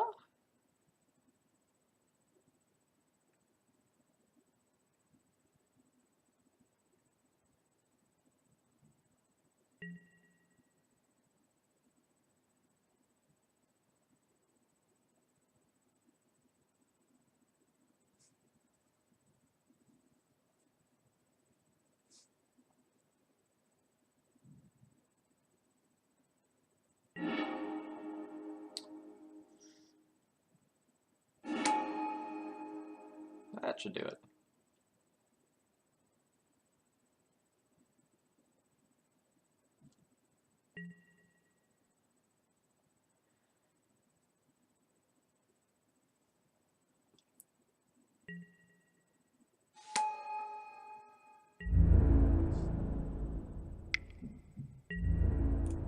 Alright. That's fine. Okay. So we have a couple of cards that are actually good in this matchup to bring in. And then there's this Cataclysm, which is sort of dubious. So let's start with sort of the obvious cuts here. Thalia, Guardian of Thraben, doesn't really do much against all of their mana dorks. It might stop them for a turn, but long term that really isn't going to do anything. Palace Jailer, while it is a removal spell, it's very slow, and they are the Swarm deck, so that's sort of unlikely to matter. Rest in Peace is going to do actual nothing. We could consider boarding in some amount of these cards if we have other things that we want to cut, but I really don't think that we do. Pia and Kieran isn't really great in this matchup, but it is removal, it's multiple bodies, and it produces flyers that can get over things like their elves being bounced as blockers. So I think this is what we're going to do here. Sorry, I'm going to take a second and just do my notes here.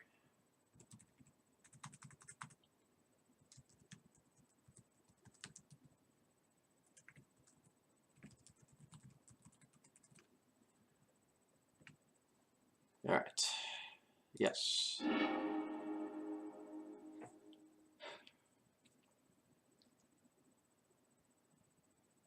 This is acceptable. I'd really like Vile. I'd really like a Swords to Plowshares, but this hand will get to shut off Natural Order and produce a Jitte attack on turn 4, so that's fine. And by that, I mean as fine as we're going to get in this matchup. You know, you kind of play to get lucky in this matchup.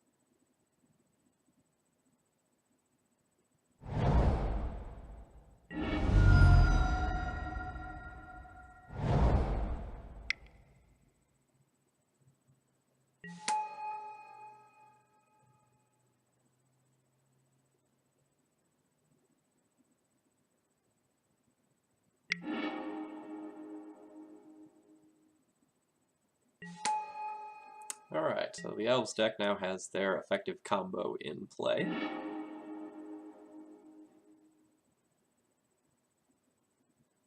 And I am going to not fetch here because of their death right, and we'll just jam this prelate, and we'll see if this ends up being good enough.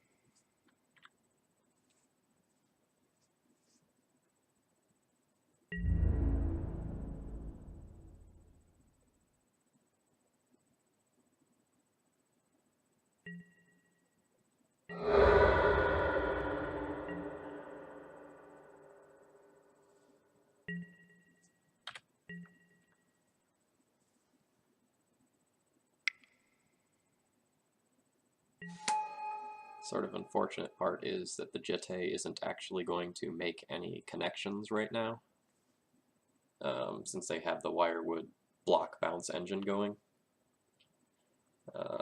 Flyer would be a great draw, otherwise we might have to try to go on the Port U plan for a little while.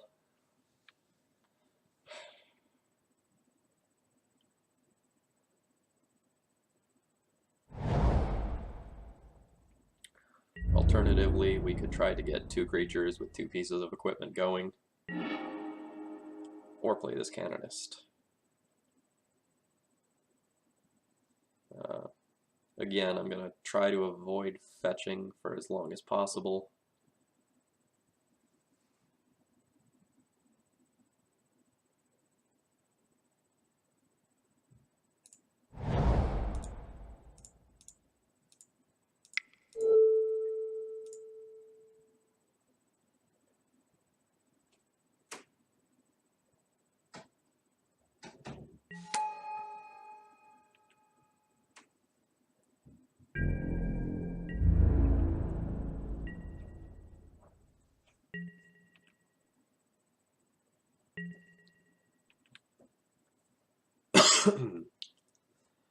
This game is shaping up okay.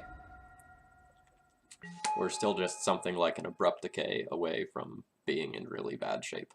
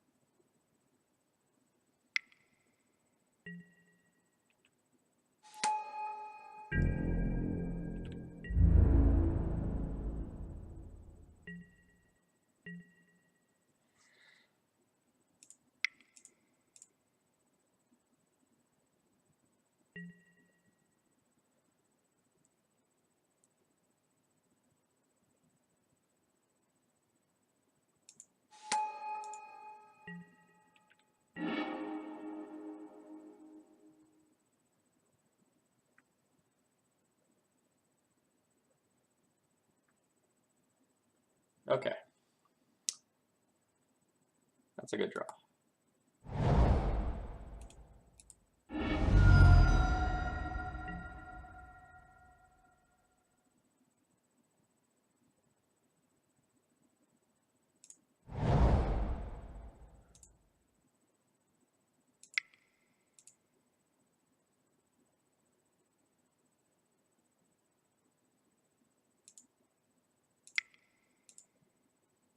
We're going to Flicker Wisp this Wirewood symbiote, and then try to get some Jitte counters.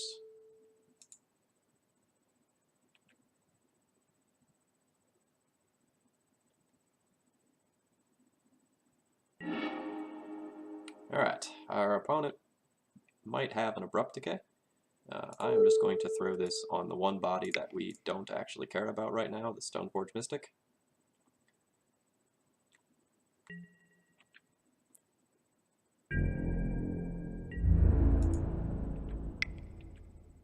And if this doesn't work, the following turn we will go ahead and just cast or violin the Sword of Fire and Ice. Oh wow. Oh wow, it actually worked.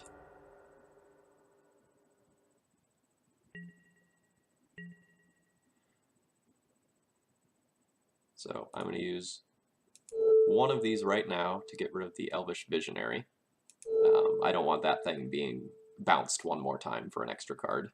And then I'm going to use the other one to go ahead and get rid of the Wirewood symbiote when it comes back on the end step here. Actually, if my Flicker Wisp stays around, I don't actually care about that, so maybe I just cut the mana a little bit harder in retrospect.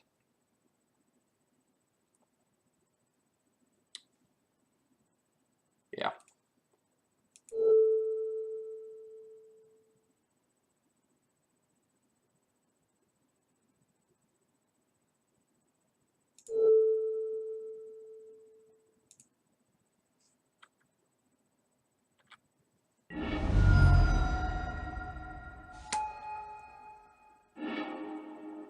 Yeah, I mean, we have just about the perfect board here. You know, we have Jitte, Canonist, Prelate, and a Flyer.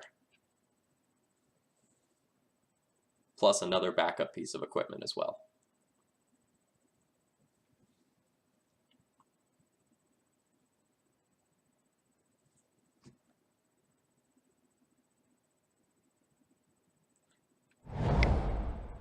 Oh, we might just die here, though. What's happening? Hard cast Crater Hoof. 10, 16, yep.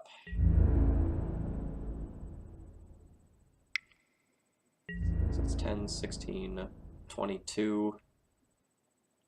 I can block 5.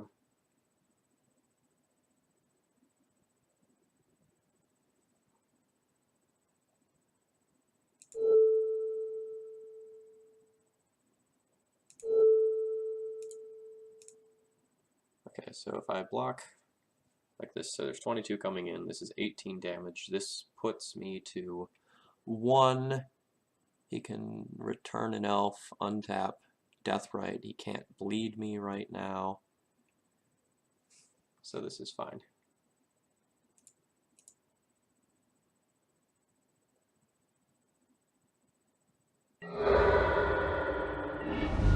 I mean, fine in that we probably just die next turn, but there are outs.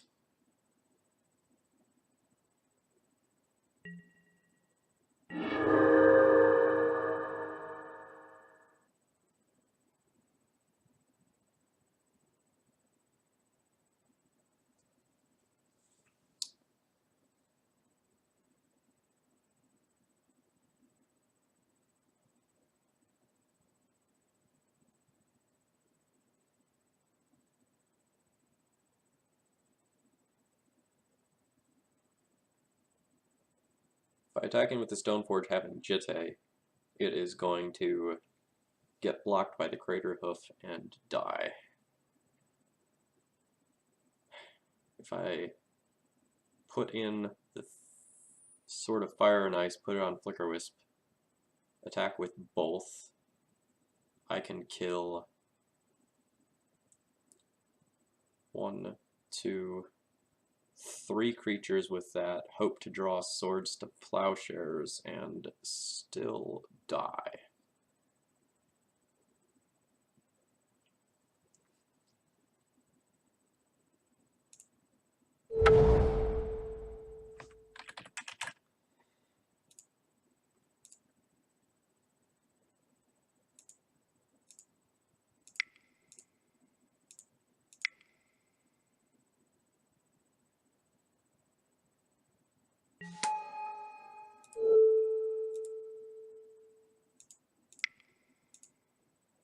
If I use the gain life mode, though, gain life mode can put me up to 5. Let's see what happens.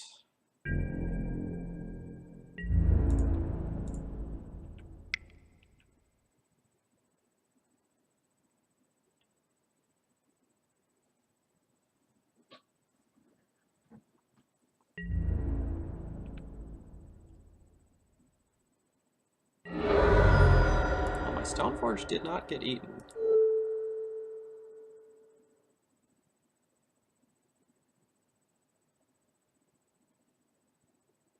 So that's great.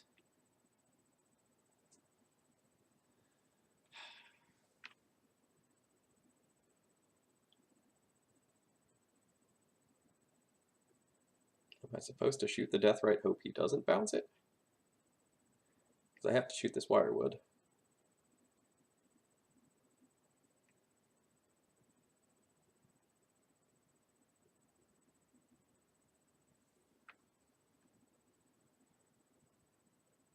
It's unfortunate. I should have stacked these triggers the other way.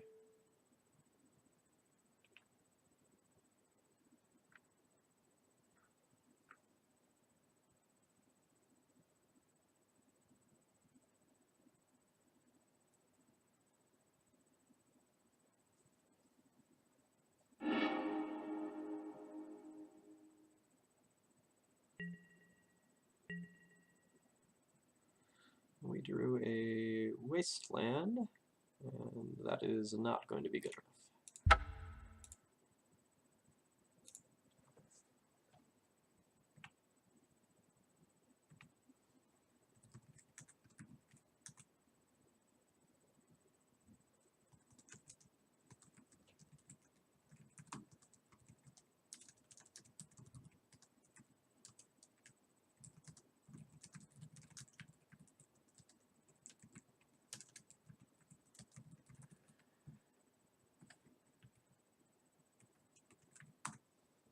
Alright, we have not had a great set of matches here so far today. That's a little bit unfortunate. I'm going to take 1 minute here to use the restroom and refill my water, and then we'll give it another go.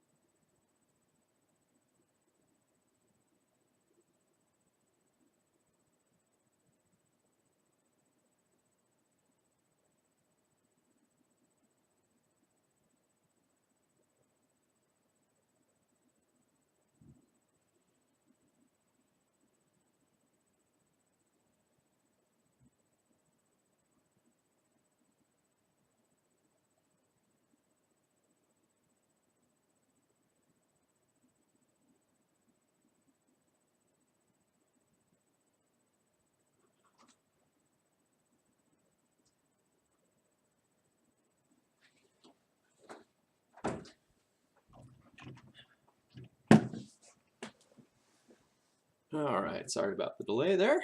Let's get back to it.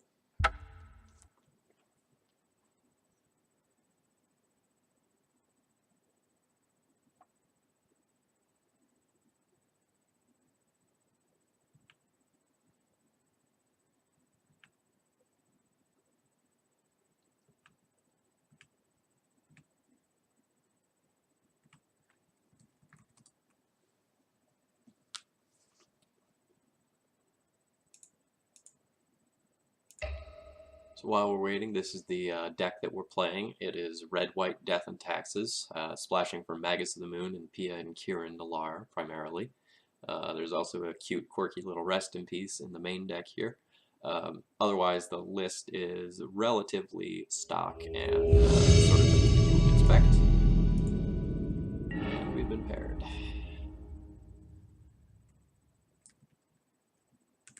We have won the die roll. Would like to play first. And this hand doesn't have any mana sources, so we're going to mulligan. I'm going to keep this hand.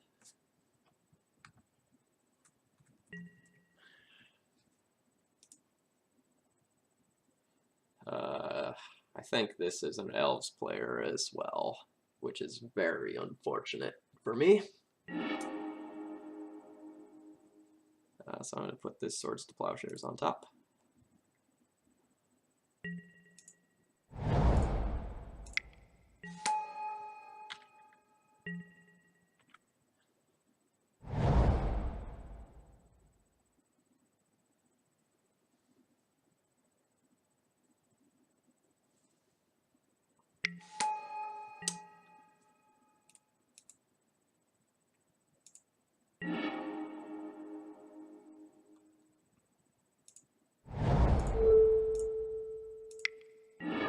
So I usually don't like wastelanding elves, but since we have this other Swords to Plowshares here, I'm gonna try to press my tempo advantage and hope we draw one more land to put the Jetée in play that we're gonna get.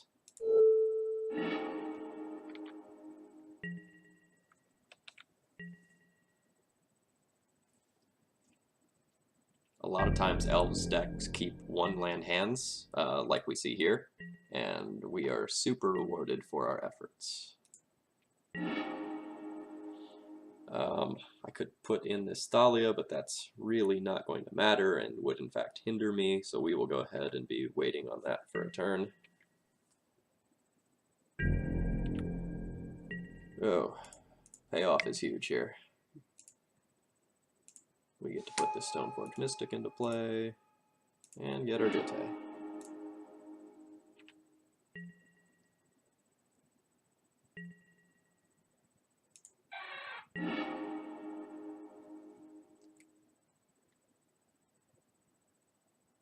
Well, this is pretty ideal here.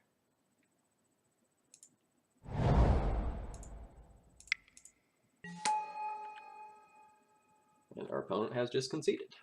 Lucky us.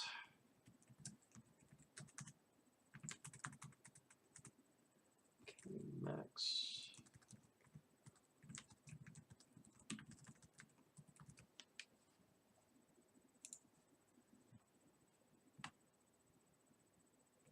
Yeah, I know.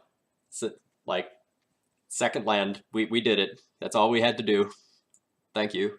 Thank you. I worked so hard for that win. Let's hope we can cheese a couple more like that. I don't want to just bomb out of this league. Alright, so again, we'll drop the Rest in Peace, we'll drop the Palace Jailer, and we'll drop the Thalias.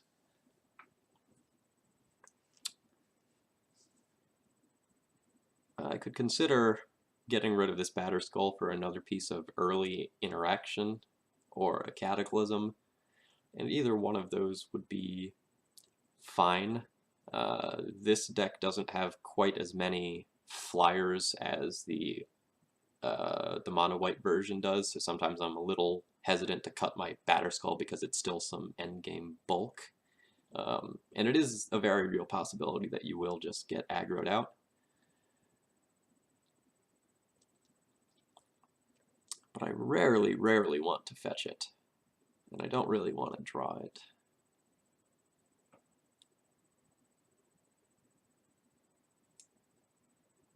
Let's get rid of that. Bring in a path.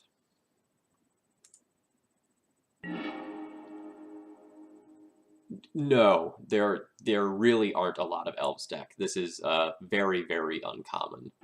I actually don't think I've played Elves at all with this red-white build so far. And this is just about as ideal as possible of a hand. Containment Priest on turn 2, followed up by either a Flicker Wisp or a Magus of the Moon on turn 3. This Containment Priest is never leaving the board. This is all... Wow! This is great. Still might lose. Still probably lose, but we have the tools right now.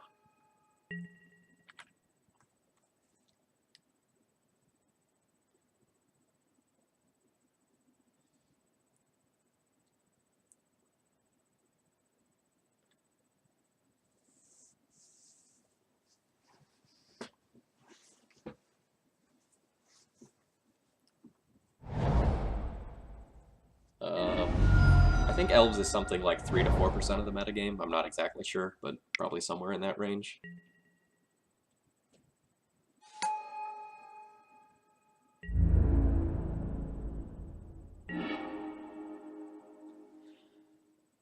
Alright, and now we have a choice to make. We can slam the Canonist or the Containment Priest here. And I think I am going to lead towards the Canonist. My opponent doesn't have enough to like really murder me with Natural Order yet. So I think I'm fine with exposing myself to that for a turn. We'll get the Canonist in play. They get to do one thing. And then we have a couple more lock pieces to follow up.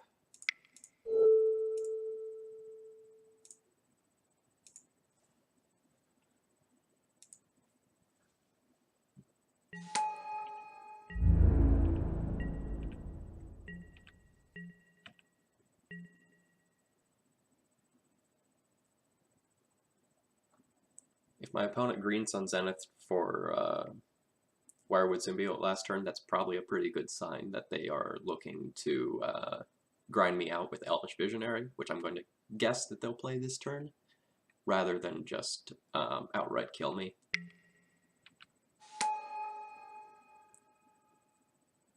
Alright, they have some guys.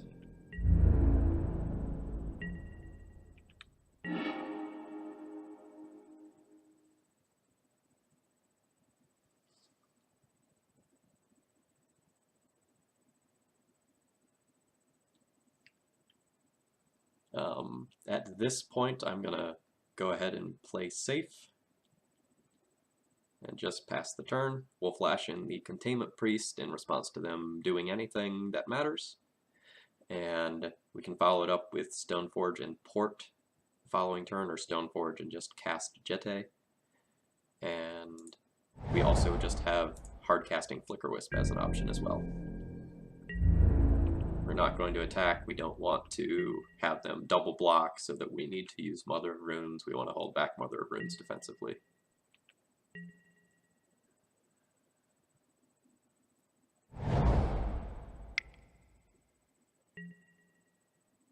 Alright, Nissa. Nissa is rough.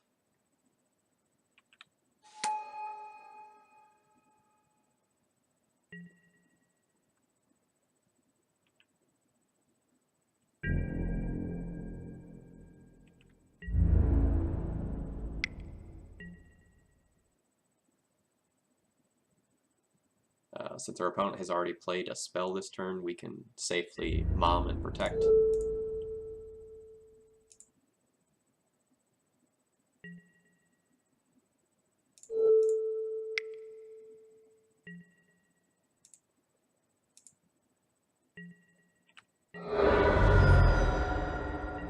Oh my gosh, it's not green. Oh, that's a major, major blunder on my end. That is a game-losing blunder.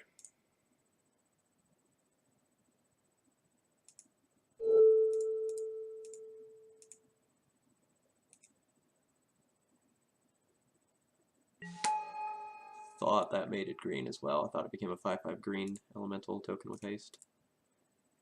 Oops.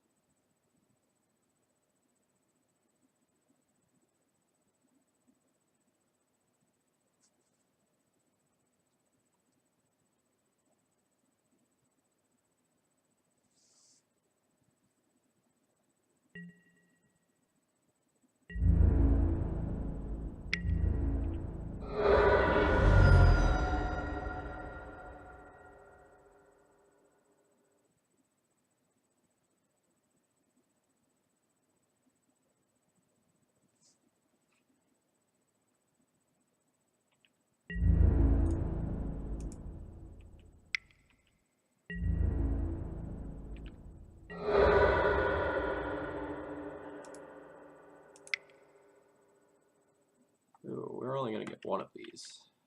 That is unfortunate.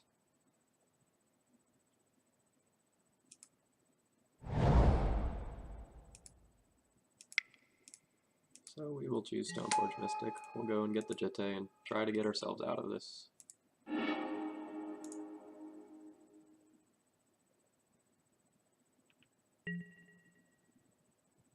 We're not going to cast the Jitte to expose it to something like a Reclamation Sage. Instead, we're going to tap down whatever land Nissa animates.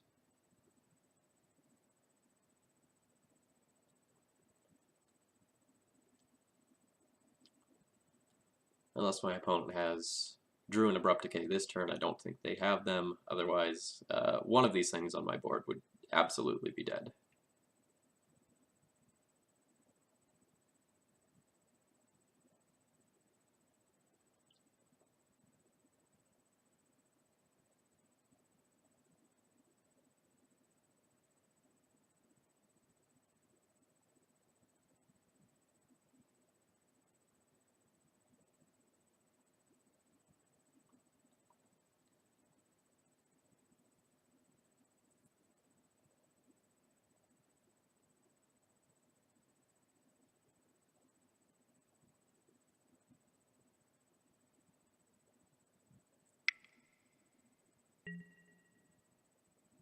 Alright, Glimpse of Nature, casting that into my Aethersworn Canonist. I accept.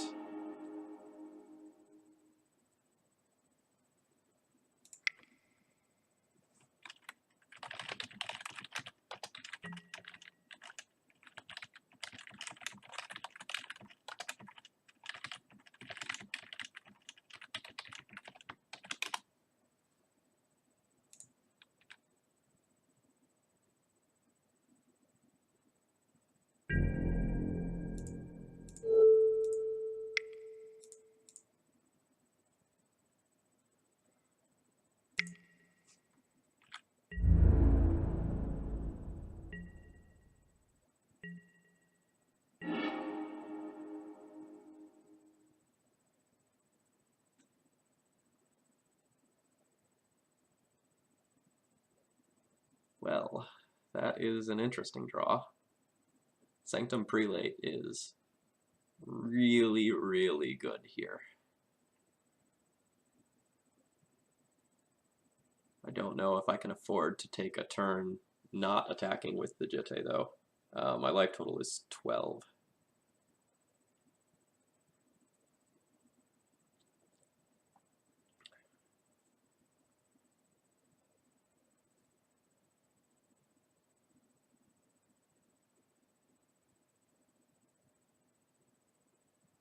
Yeah, it's Jitte time. Yeah, and my opponent just conceded rather than making me think through that line. I will take that. We're not supposed to win those. I will take getting lucky every once in a while.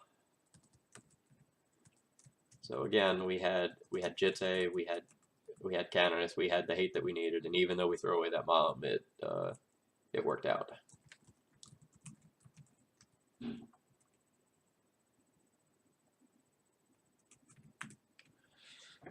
All right, 2 more wins, and we salvage this league.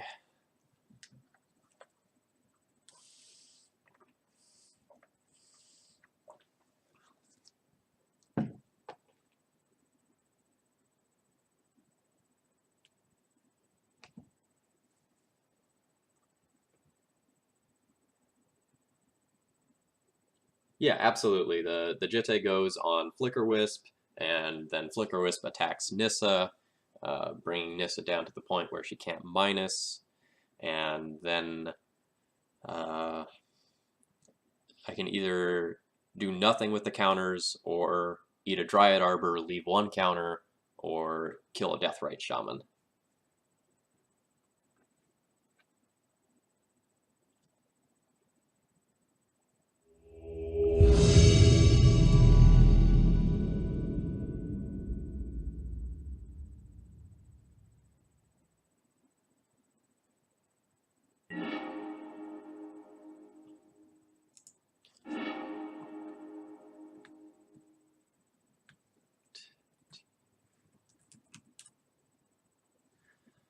This hand has Thalia and Stoneforge as turn 2 plays. It doesn't have a turn 1 play, but otherwise it's a great hand. Alright, ThrabenU. I will lead on a plateau and confuse my opponent.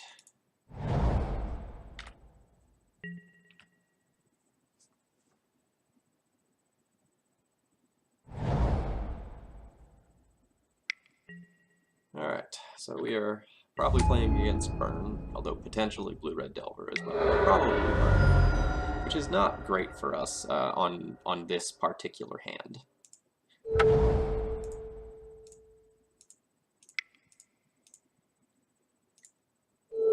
Like, we have the tools, but we're going to be really exposed to a price of progress.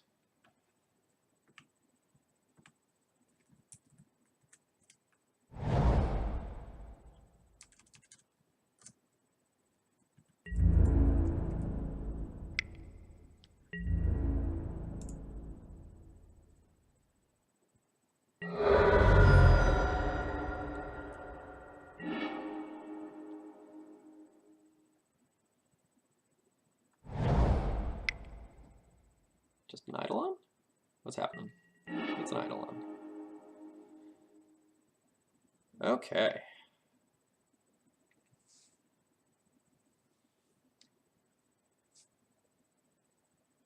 Yes, we are going to sideboard Magus out. We are going to sideboard all of our red cards out.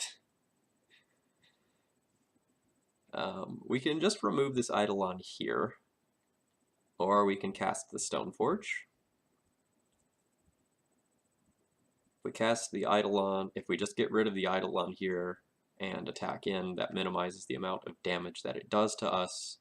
If we cast the Stoneforge here, it makes our opponent use the removal spell on it. I think I just don't want to take a lot of damage. Like, I like our position, and I'd really like our opponent to throw a removal spell at this Thalia, and then have our Stoneforge or another Stoneforge off of Recruiter get through.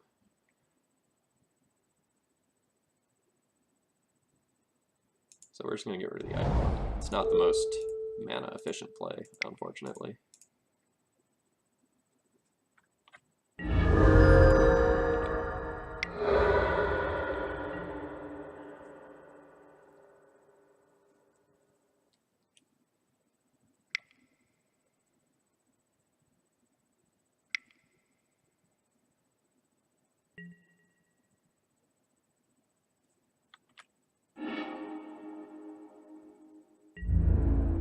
Drawing a 2-drop here would be most excellent, although I will accept the land so that we can cast the Batterskull if...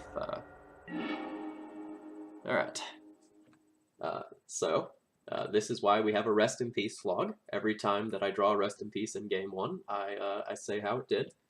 So we're playing against Burn. This one gets a rating of 0, and we're going to say did nothing. It's possible they have a Grim Lavamancer, but unlikely.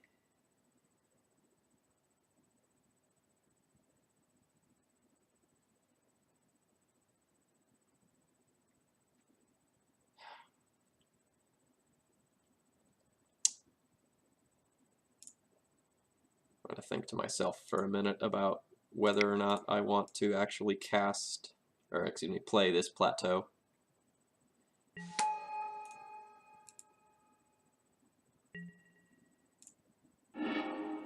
Like, I really need this 4th land to go Jitte and equip next turn, or I can just play the Jitte now, which I think I'm going to do. My opponent has Price of Progress. We're not holding up the Wasteland right now to save damage, which is unfortunate, but can't play around everything all the time. We're on the back foot already in terms of life total and tempo.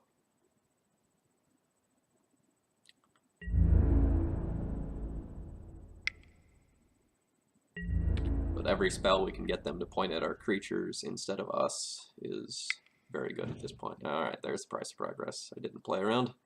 That's fair.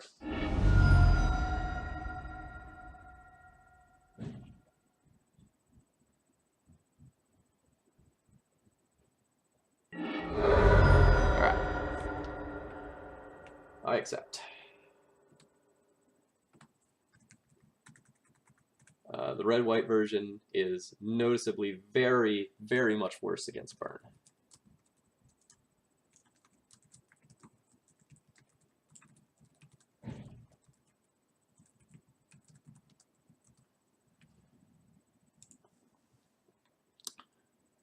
So the burn matchup is awkward because sometimes your opponents go and side out like all of their creatures, and other times they leave them in, and it's really player dependent rather than necessarily strategy dependent. So sometimes you bring in a bunch of removal and it does everything you could possibly want, and other times it does nothing. So for this matchup, we kind of start by looking at everything we want to get rid of and then see how much of this we want to bring in. Like, these Revokers aren't great. The Magus of the Moons are pretty terrible. Pia and Kieran is really too slow to matter. This Rest in Peace is pretty bad. And I guess we probably won't bring in the Crusader. Like, it's a swift clock, which is nice, but it's not particularly good. And then the question is, do I want another Recruiter, or do I want this third Path to Exile? Going up to 7 removal spells is probably a bit much, and the Recruiter will go and get me to Prelate, which does a lot of work here. Usually on 1, but sometimes on 2 to stop Price of Progress and Smash to Smithereens. Sort of depends on what stage of the game you're at. The Relic Warder comes in here to get rid of things like Sulfuric Vortex and Pyrostatic Pillar. Also viable is boarding out a land, since I lowered the curve of my deck a little bit. This is a slow hand, but it has an Aether Vial. Drawing any 2-drop means that I really, really like this hand.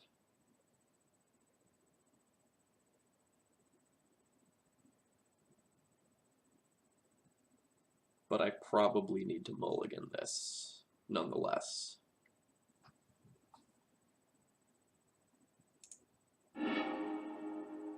This hand is much better.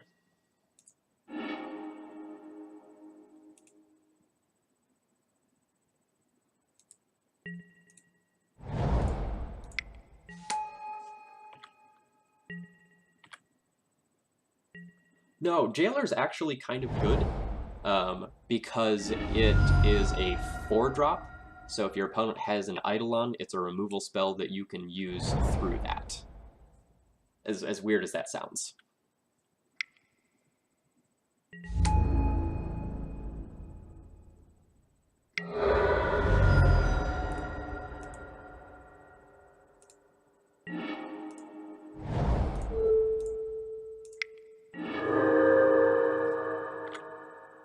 So I would really like to draw 1 more land so I can hardcast this sword, and... Oh, Goblin Guide. Yes, thank you. Please, hand me a land. Alright, well, a Path to Exile there isn't the worst either.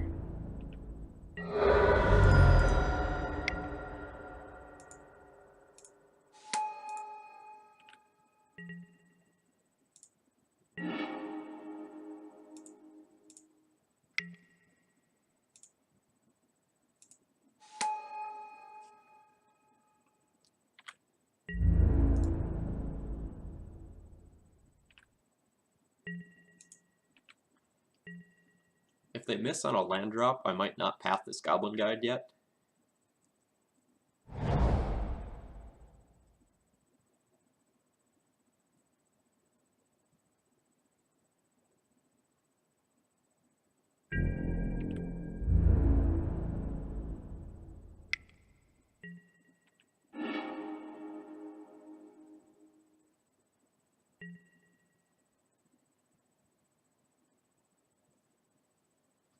No, I'm fine with pathing that.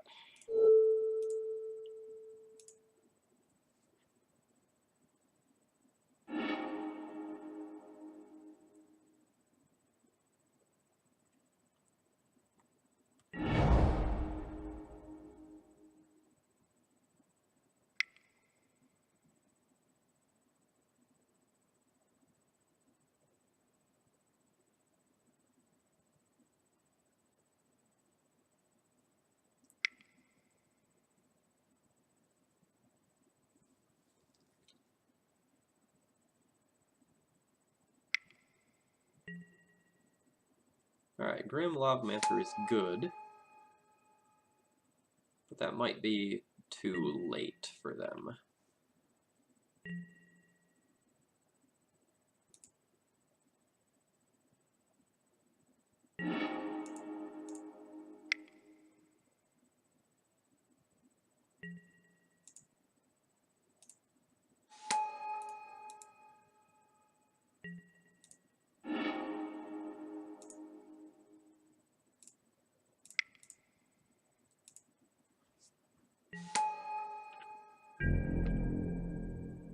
They might have to shift into playing a control role rather than being the aggro deck here, which is absolutely where I would like them to be.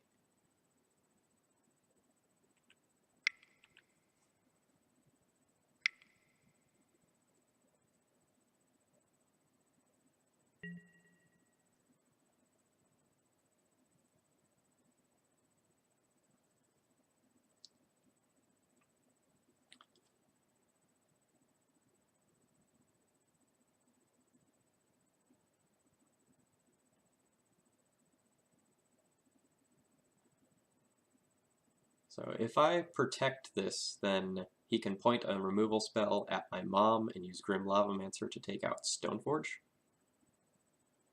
If I don't protect this here, I can go and equip on Stoneforge my next turn. If he points a removal spell at it, I protect. He can eat it with Grim Lavamancer still.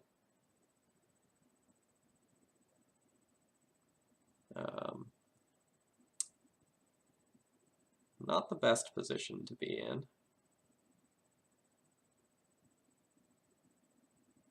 So we will go ahead and protect and make my opponent use the resources. Like I got a card out of this mom, that's fine.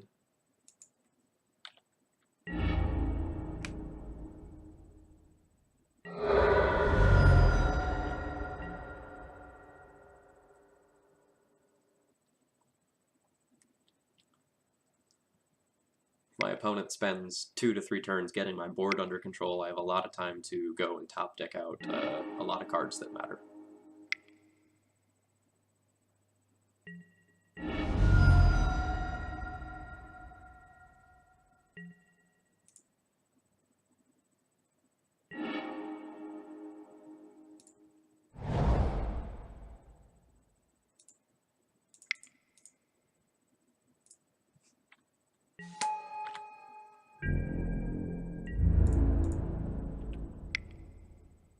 My opponent is now in danger of me equipping a sword and being able to outrace them.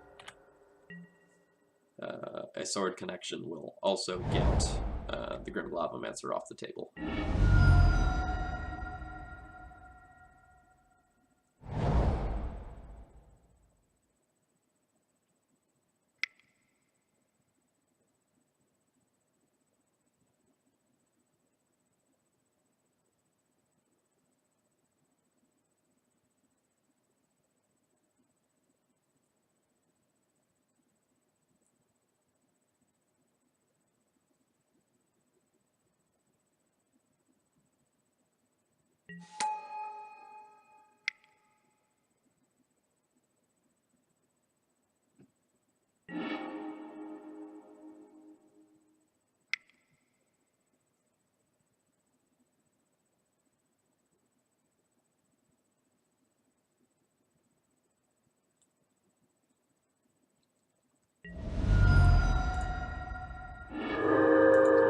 Has cleared the board and most of their graveyard.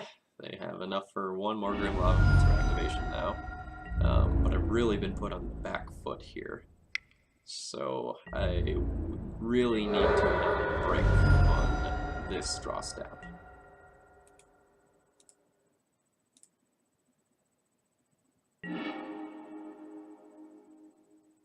Mother of Runes is actually a pretty good draw because it's something that I can just equip with this sword right away.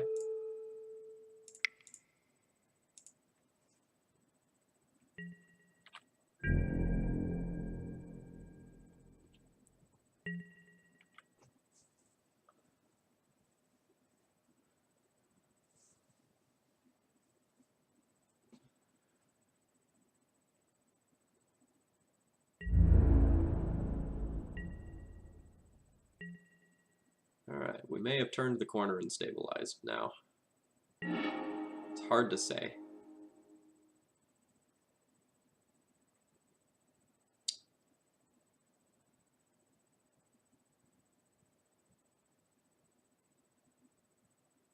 I'm going to go ahead and attack in. It's really, really bad if my opponent has a Smash to Smithereens, but I'm already in pretty bad shape if they have that card, because I'll go down to 3, Grim Lavamancer hits me to 2, any other card that they can get in their graveyard puts me dead, including just like a suicide attack with Monetary Swift Spear or something like that. So I'm going to attack and try to draw something else relevant that matters and kill this Grim Lavamancer.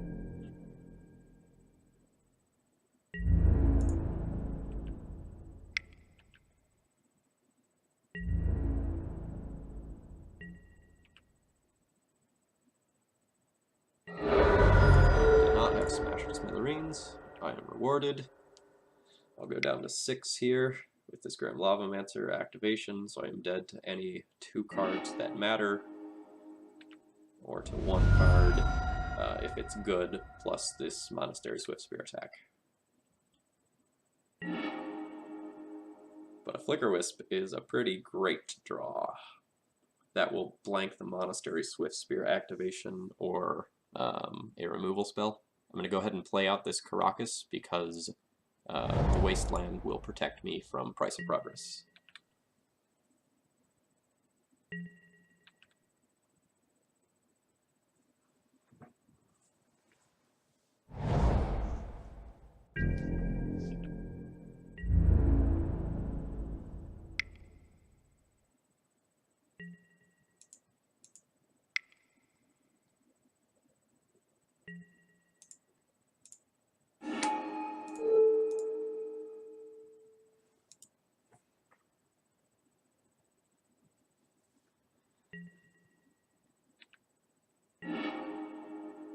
Of note, I did also have the option of using the Flicker Wisp on my turn and equipping it with the sword right away.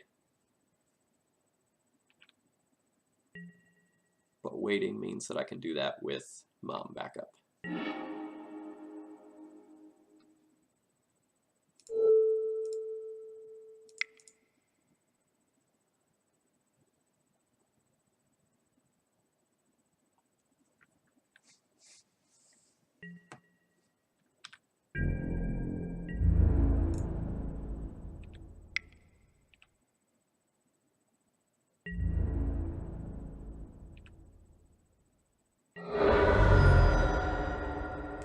So now I have the option to shoot this Monastery Swift Spear and hope that he doesn't have anything to cast to save it. Or I can just shoot him and put him to 4. Him going to 4 doesn't particularly matter. Like the Flicker Wisp plus the sword has him dead next turn if both stick around either way. And if it doesn't stick around, then it doesn't have him dead either way. So I am just going to shoot the Swift Spear and make him pull the trigger on something. If he has something like a Price of Progress that he casts right now, then I get to take nothing from it by wastelanding my own Caracas after floating a mana.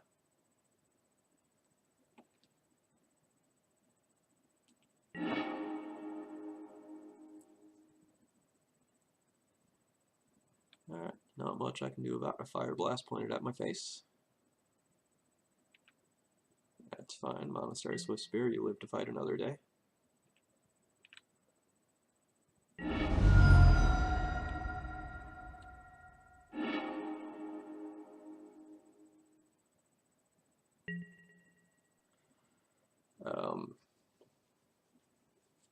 Now we are not going to play out this port because we can't take any damage from a Price of Progress. Like we have to play around it for the rest of the game or we will just die to it.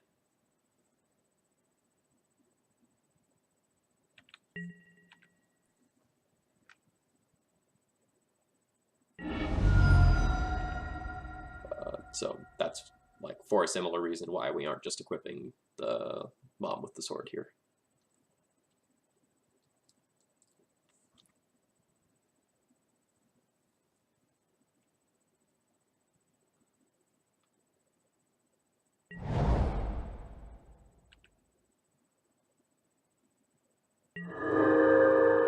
dead to most things here.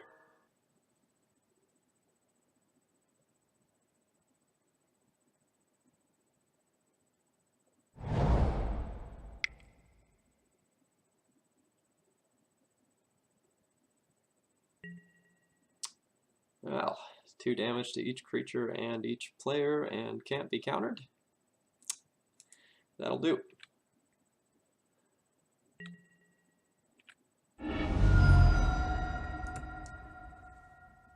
Yeah, like, that was close, and that's fine. Like, the burn matchup is normally pretty close, but with the red-white version, it is definitely shifted to unfavorable. That's why Bahra's Mark Koenig's list has Fiendslayer Paladin in it, but I'm just so underwhelmed by that card as a whole that I don't think it's worth the slot.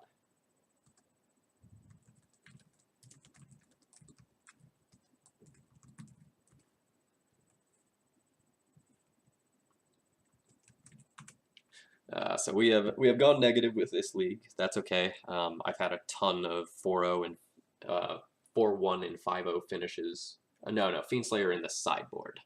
I've tried Fiendslayer Paladin in the main, and it is not good enough. It's not versatile enough, and it's not as good as something like Mirran Crusader for matchups like Check Pile. So we went negative with this league. I'm going to go ahead and just play it out for the sake of rounding off the stream. I think I'm going to do one more match and then go ahead on and make dinner. Ooh, the red Snapcaster, so that pirate guy. So there were a couple of people talking about it on the source, and the way I put it is that I think it can do a lot of really sweet things, but I don't necessarily think that it is going to be consistently powerful. Yeah, it's probably really bad, but then there are going to be some random times where you're like, okay, I am going to cast your Council's Judgment out of your graveyard, eat your Jace the Mind Sculptor when doing it. So I compared it to cards like, say, Phyrexian Metamorph or Dualcaster Mage, where they have a lot of flexibility and can do a lot of unusual things, but it is not going to be consistently powerful or good, and I think that's a dangerous place to be. Like, Death and Taxes is a pretty consistent deck. Not as consistent as, you know, your Brainstorm, Ponder, Preordained decks or anything like that, but as far as non-blue decks go, you have a decent amount of selection with things like Recruiter and Stoneforge, and I just don't think the magical Christmas Land scenarios of Dualcaster Mage, Violon 2, you know, 3 open mana, and your opponent having the right thing in the graveyard at the right time all are going to line up. Although I am very excited to play with Blood Sun in the red prison deck. I think that card is going to be absolutely insane. The fact that you can do something like City of Traders, Spirit Guide, Blood Sun, draw a card, like it's a cantripping hate card, that's fantastic. And then on turn 2, you know, play a second City of Traders or just play a mountain or something and your City of Traders doesn't go away. And that alone is nutty. And you can get really cute with cards like Lotus Veil and Scorched Ruin as well. I don't know that any of the decks are going to go that deep, but the potential of having a land that taps for 4, that's a big enough combo where that might matter. And the red prison deck also gets, it's not Form of the Dragon, it's Form of something else that gains 15 life or something silly like that. That card will probably see some play too.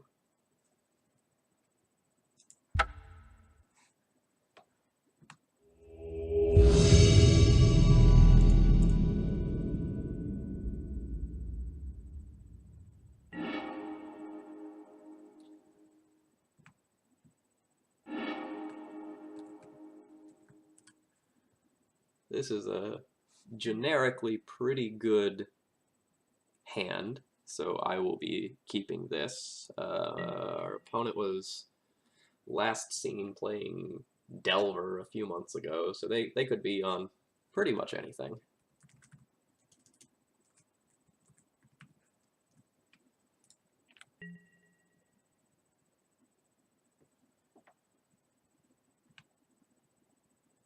Yeah, Form of the Dinosaur. Yeah, thank you. That's it.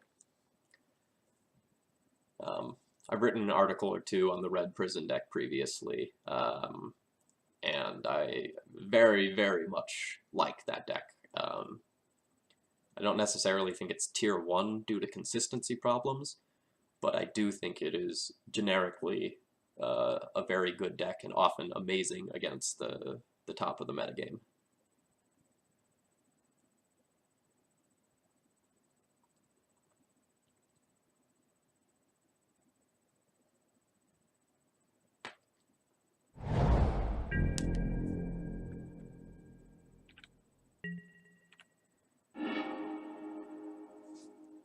So we have a lot of options for what to do this turn. We can blind waste them, we can fetch a plains, but if we fetch a plains and they're on a stifle deck, that's very bad. Jam Wasteland. Just jamming Wasteland might be bad if they're on like a combo deck that can just go off. So if my opponent has switched to something like Reanimator and they just Entomb, land, reanimate, I'm in pretty bad shape. So I think what I'm going to do is Wasteland and then Ether Vial, and if I run that into a Daze or a Spell Pierce, so be it, and then I can follow that up with hopefully a fetch into Thalia next turn.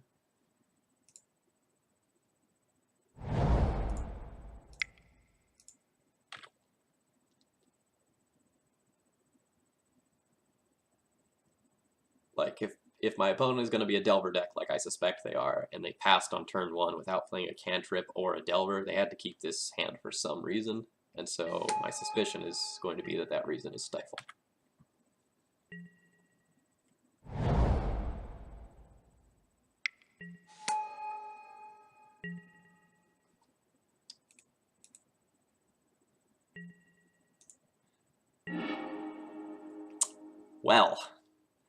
Well, we're doing it.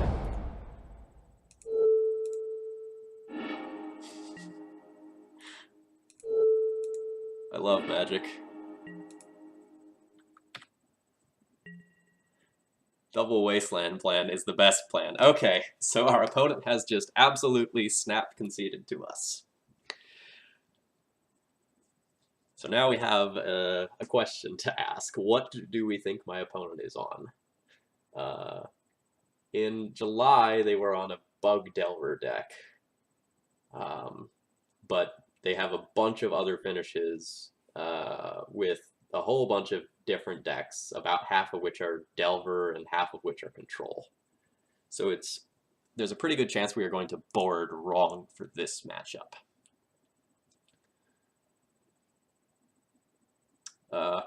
I'm going to say that there's less than a 10% chance that they're Tezzerator. I'm going to go ahead and board for a Delver deck, just generic Delver. If I'm wrong and I lose a game to check pile, so be it. If not, you know, I'm going to be very well set up to win, and I can fumble through a check pile matchup if I'm wrong. Yes, this stream is going to be Death and Taxes all the time. So for those of you that don't know me, my name is Phil Gallagher. I'm a Death and Taxes enthusiast, and I run Thraben University, which is a site geared exclusively towards talking about Death and Taxes in Legacy. So we're going to go ahead and board out our Revokers. That's a great place to start. And now you might think I'm a bit crazy, but we're also probably going to end up trimming some Thalia. While very good in this matchup, I'm going to be so very heavy on removal spells. I'm going to have 7 removal spells plus Rest in Peace as pseudo removal spells that I often don't want to have Thalia in the initial turns. I'd rather like Mom, Path, Rest in Peace, Stoneforge than play Thalia. So we're going to trim 2 of our Thalias. And Pia and Kieran is sort of in between in this matchup where it can be very good, but it's also very hard to cast. we can Violet in as endgame inevitability, and so I have to think about whether or not I want to keep this in. I don't like Sanctum Prelate in this matchup because, again, I'm going to have seven removal spells. So we'll actually keep a Thalia over that, I think. And now we're going to be very well set up to play the attrition game against a Delver deck. Now, if I'm wrong and this isn't Delver and my opponent is playing Check File, we can promptly lose this game and then be on the play against Delver for game 3. And let's see how this goes.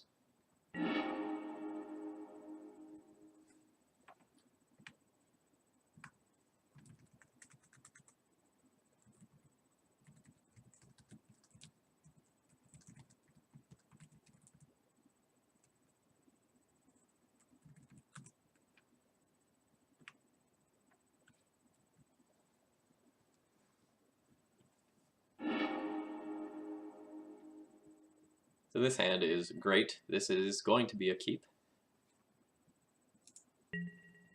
Although what my opponent does might influence how...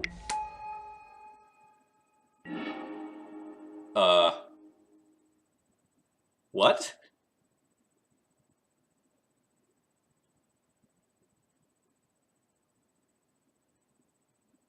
So I have seen from my opponent now Inventor's Fair, Ether Vial, Underground C, Baleful Strix. I'm going to answer that question about D&T in Legacy after this match. I'll go to that. Tezzerator doesn't play Ether Vial. That's really weird. My opponent's on some kind of brew. And we've maybe boarded wrong. I don't know. We're gonna start with this Ether Vial, and we're not gonna play the Cavern yet because we might need a different colored mana for this Stoneforge, or excuse me, for the Flicker Wisps.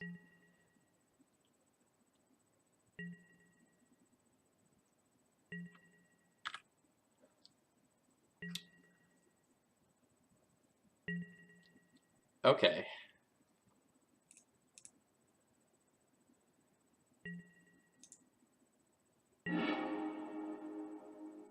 What am I doing with my life?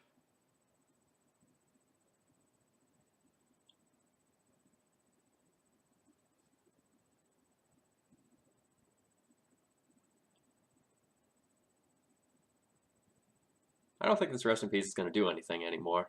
I'm going to jam the Stoneforge.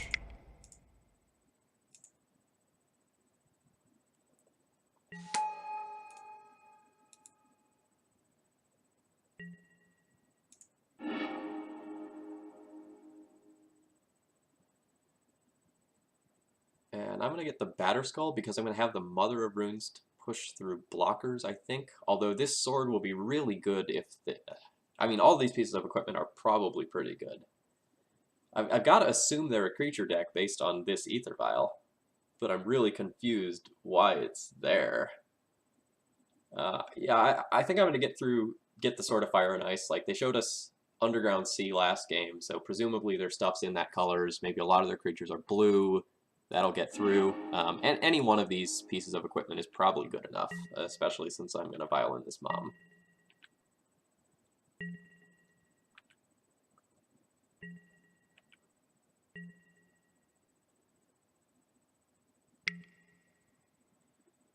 In case this is a Phyrexian Revoker, I'm going to go ahead and put in this Mom now. And if they name the Mom, so be it.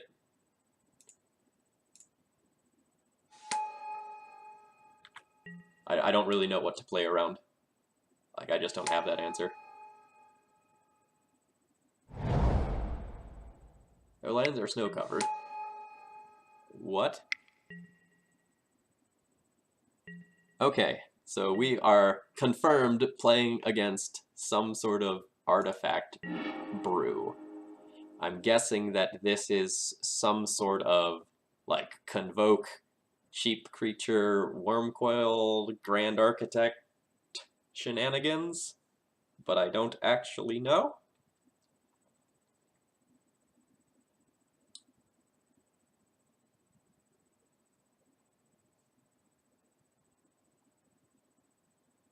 Yeah, we're just gonna pass the turn and plan on dumping this sword in a little bit. Yeah, they are on copter beats. Like I guess they're an aggro deck, maybe.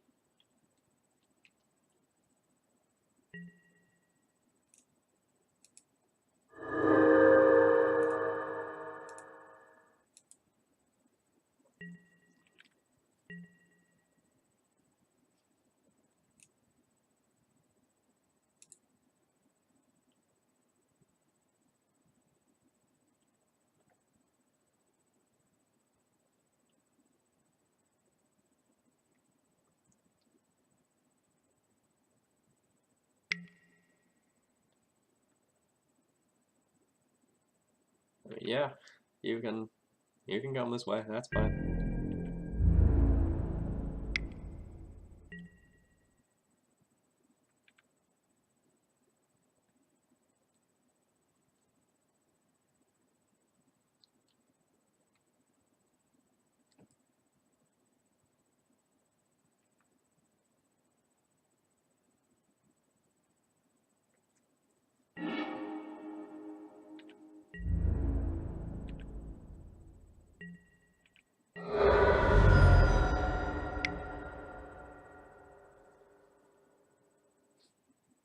So again, because I don't really know what they can have, I'm gonna sort of play around everything.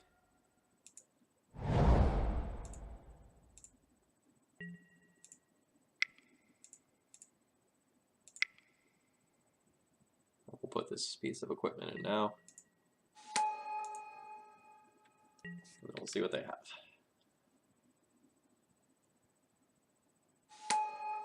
It's another chief engineer.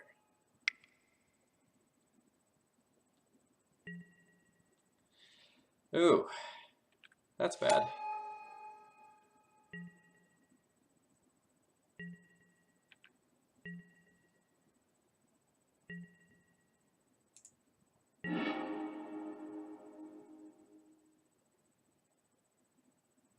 But maybe not as bad as I thought.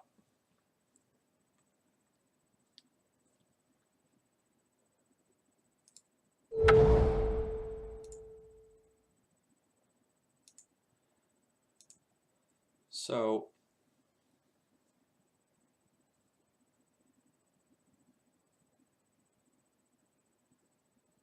I'm gonna go ahead and equip this to the Stoneforge Mystic. They're gonna shoot it twice with Walking Ballista. I will vial in the Batter Skull in response and blink my Stoneforge.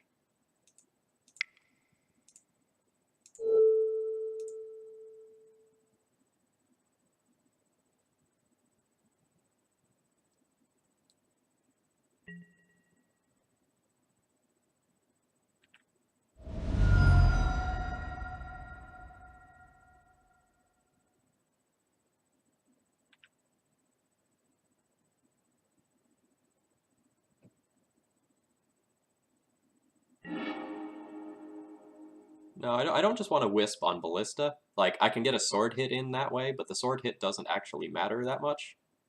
I'd much rather take this tempo play that I'm taking right now. Like, this gets me the Ballista into play. Or, excuse me, the Batter Skull into play. This gets me a Flyer into play, and it gets me a Jitte, which is probably good against their deck.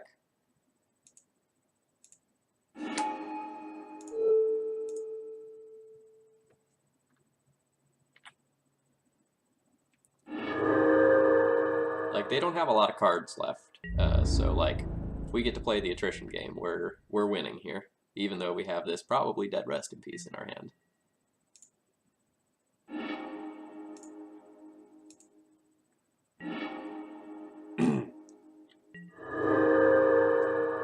Like, since they're going to keep gaining life off this Inventor's Pair, our plan is not necessarily aggro them out.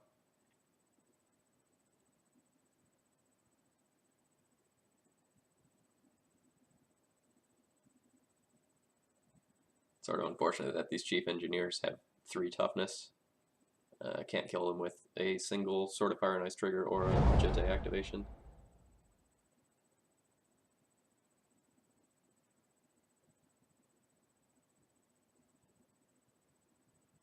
What does WP mean?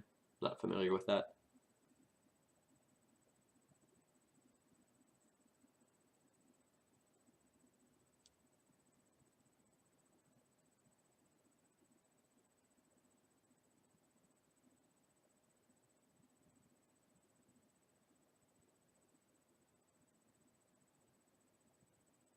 Oh, well played, well played. Okay. Okay. Thanks, Ryan.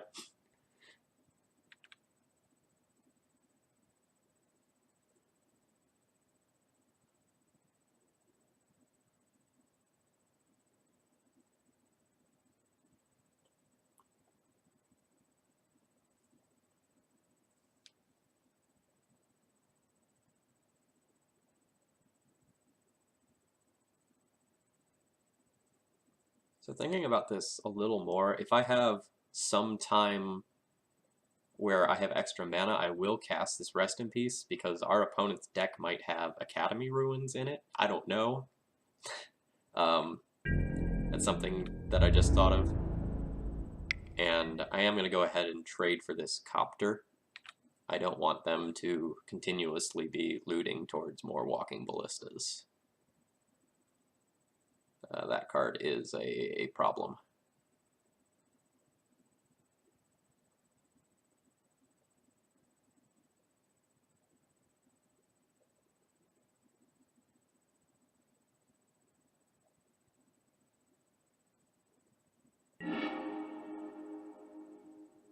Okay, so my opponent just discarded Engineered Plague.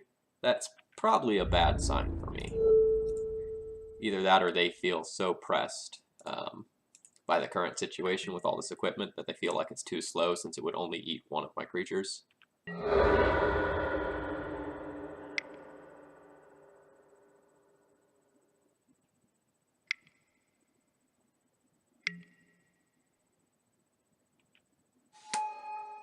Okay, Lodestone Golem is fine.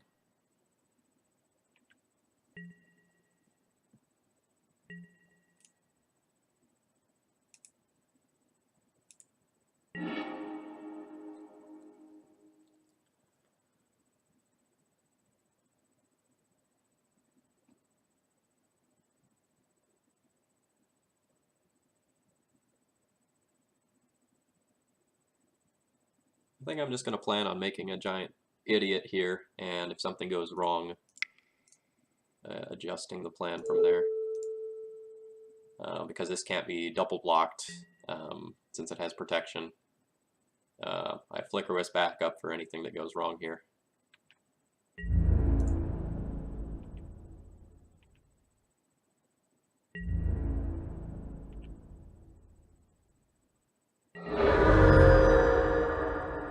So this would put them to 14 if I shoot them. 14 could leave them dead in 2 attacks. At 16, they're still dead in 2 attacks. So I'm going to go ahead and take this Baleful Strix off the table. You know, it is effectively a piece of mana due to these weird Convoke Duders.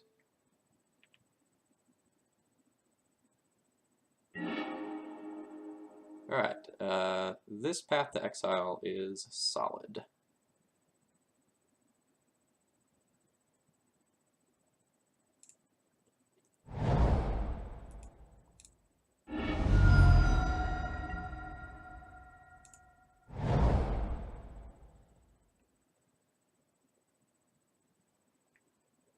Sorry, I have to read Adventure Sphere. So normally I would use Path to Exile during someone's upkeep, but I think I want to use it at my end step here so that they can't potentially search something out with Inventor's Fair. Or no, they don't. They need 4 extra mana to do that. No, I guess I will do it during their upkeep. Can't think of anything that punishes me for that, but we'll see.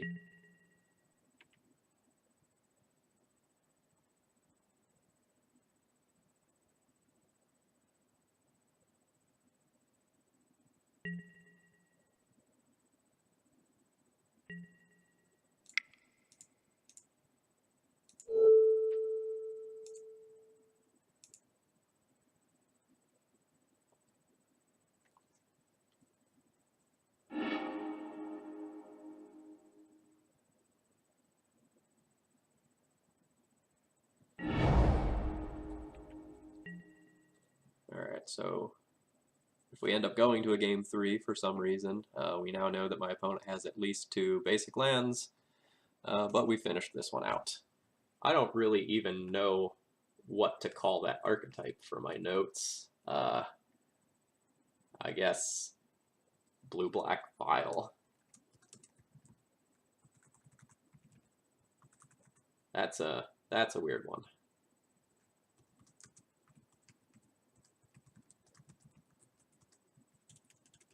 Give me one sec to write my notes, and then I want to answer a couple of the questions that people asked me in the chat that I didn't get to.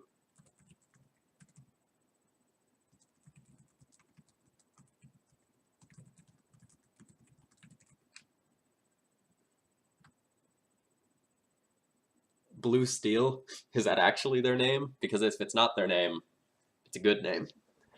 Okay, so previously someone asked why Death and Taxes, what got me started on that.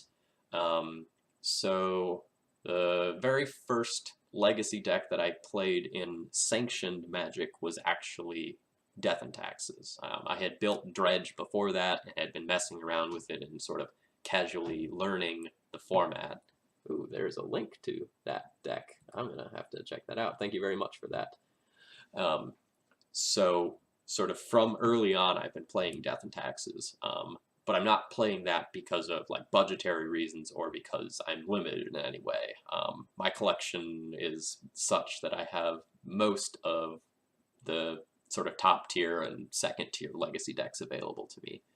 I really like Death and Taxes because it is a control deck with a very, very high skill ceiling. Most games, with very few exceptions, you have the ability to win based on the cards that are in your deck, and it's a deck that your knowledge of the format and your play skill rewards you very, very heavily for.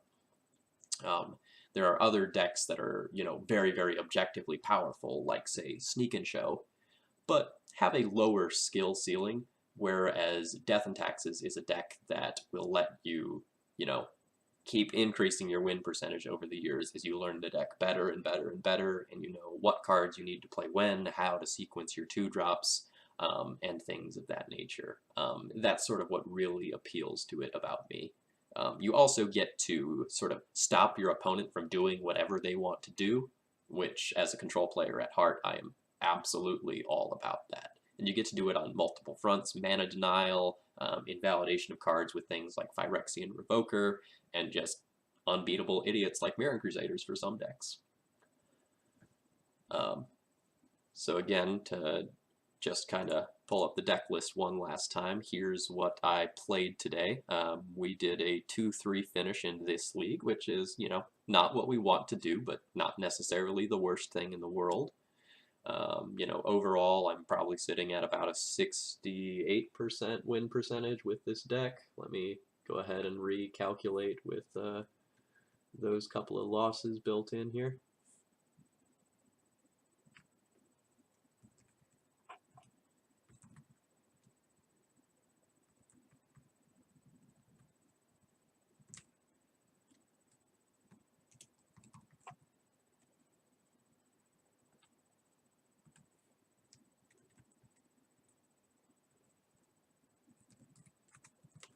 Alright, gone on a rough string recently, but it looks like I'm still sitting at about a 64 or a 65% win percentage.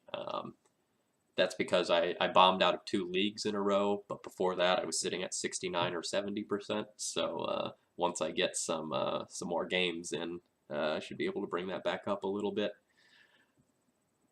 Yeah, I mean, and there's a lot more to why I like Death and Taxes. I could write a book on that, but I figured if you're gonna be here again, you'll probably hear more of that as time goes on. If anybody else has any questions, feel free to throw them in the chat. I'll probably stick around for another minute or two here and then work on making myself some dinner.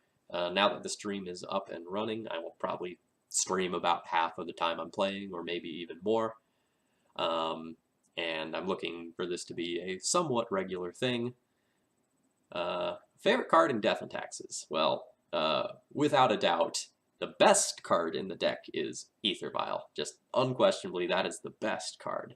But that is not my favorite card.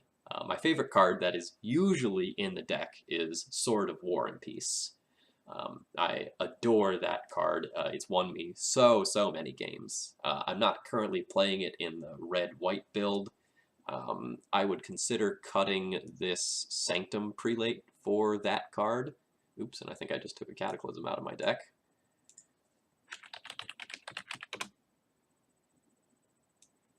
I would consider cutting the Sanctum Prelate, but it's very good against the combo decks and the sort of unfair stuff. The Red Splash is very much built to address a lot of the fair decks with things like Palace Jailer, Pia and Kira and Nalar. Whereas Sanctum Prelate is one of the few cards in the board that's like really geared against combo. You know, if we kind of split things up here, you know, your Canonist, Containment Priest, and Sanctum Prelate, those are the combo cards that are in this sideboard. And Rest in Peace is a card that can fit into that category too. But because I slowed down the deck by adding Pia and Kira, Palace Jailer, and another land, as well as some cards like Cataclysm over things like Gideon, you lose some power to close out the game, so you need a little additional removal. Yes, if the Miracles deck keeps on the uptick like it is, I need to get Sword of War and Peace back in here. That card is absurd in that matchup. Even more so in the 4 Mirran Crusader build, because one Mirran Crusader connection with Sword of War and Peace can often just win the game against that deck. Like if it's still early on in the game and you get the dream of like, you know, Stoneforge into Crusader into attack swing, they might just die from that. And you don't want the game going long against this new Miracles deck. Search for Azcanta can be unbeatable. I think I was talking with source user White Faces, and he thought that the matchup was very heavily in Miracles' favor, like one of its best matchups good. And that deck is like climbing to the 6 or 7% range, so that's something I need to worry about. Right now, my plan is Pia and Kieran Valar and bouncing it repeatedly. That is amazing against Miracles. It is great endgame inevitability. But my board plan is a little soft against Miracles. Like, I can pull out Magus and Swords to Plowshares. That gives me 6 cards to pull out. And, like, what do I have that I want to come in? Not a lot. Like, I have these 6 cards that I can board in, but like Mirran Crusader and Relic Rewarder aren't great. That's not necessarily the sort of stuff that you want to have there. I'm not sure that I want Gideon over Cataclysm in this build. Cataclysm digs you out of some weird spots, and since you have this high-end Vial plan, like against decks like Miracles, you can keep Caracas, Vial, and have a Pia and Kieran either in play or in your hand, and just be absolutely set to take over the game. So I'm not sure if I want Gideon, especially if I am on like Thalia and Wingmare, you know, making Gideon potentially cost 6. But that's one of the things that I'm thinking about. And like, you want to have Leon and Relic Warder as an answer to search for Azcanta, but once it flips, that doesn't work anymore. It's awkward. Okay, Miracles, Sanctum Prelate on 1 or Sanctum Prelate on 6? The answer is, it depends. A lot of times when you're ahead on board and Terminus is the only thing that matters, you absolutely name 6. But if it's pretty early on in the game, you can really sort of hamstring your opponent by naming 1. The deck is very cantrip heavy with, you know, Ponder, Brainstorm, sometimes Predict, and Portent as well. And this is in addition to their 1-mana spells that matter, you know, in this matchup, especially Swords to Plowshares. So if you put it on 1, you can invalidate a huge percentage of their deck. But, you know, if they have a Terminus and they sweep it, it does feel really bad. So you kind of have to determine based on how many creatures you have, what equipment you have on the board, you know, what the clock scenario is like, do they have a Planeswalker, these sorts of things. You have to keep it in mind. There's not a generic right answer there. But if you have Mother of Runes, then putting it on 6 feels pretty darn good. All right, thanks folks for those of you that that came out for my first stream here. There wasn't really any notice. I was just kind of thinking that this was going to take longer to set up than it did. Sorry we played against elves twice and had an abysmally long matchup against lands. Um, I won't usually be sort of streaming on Friday afternoons like this because normally I have work, but we got a cold day today, of all things, so I got the day off and had time to get this stream set up. So thank you for watching, and I guess I should do that whole thing where I tell you to like hit the follow button if you want to see more of this, but you've probably already decided that on your own, and you probably know how Twitch works. So thank you very much, and I'll be seeing you all around later. Goodbye.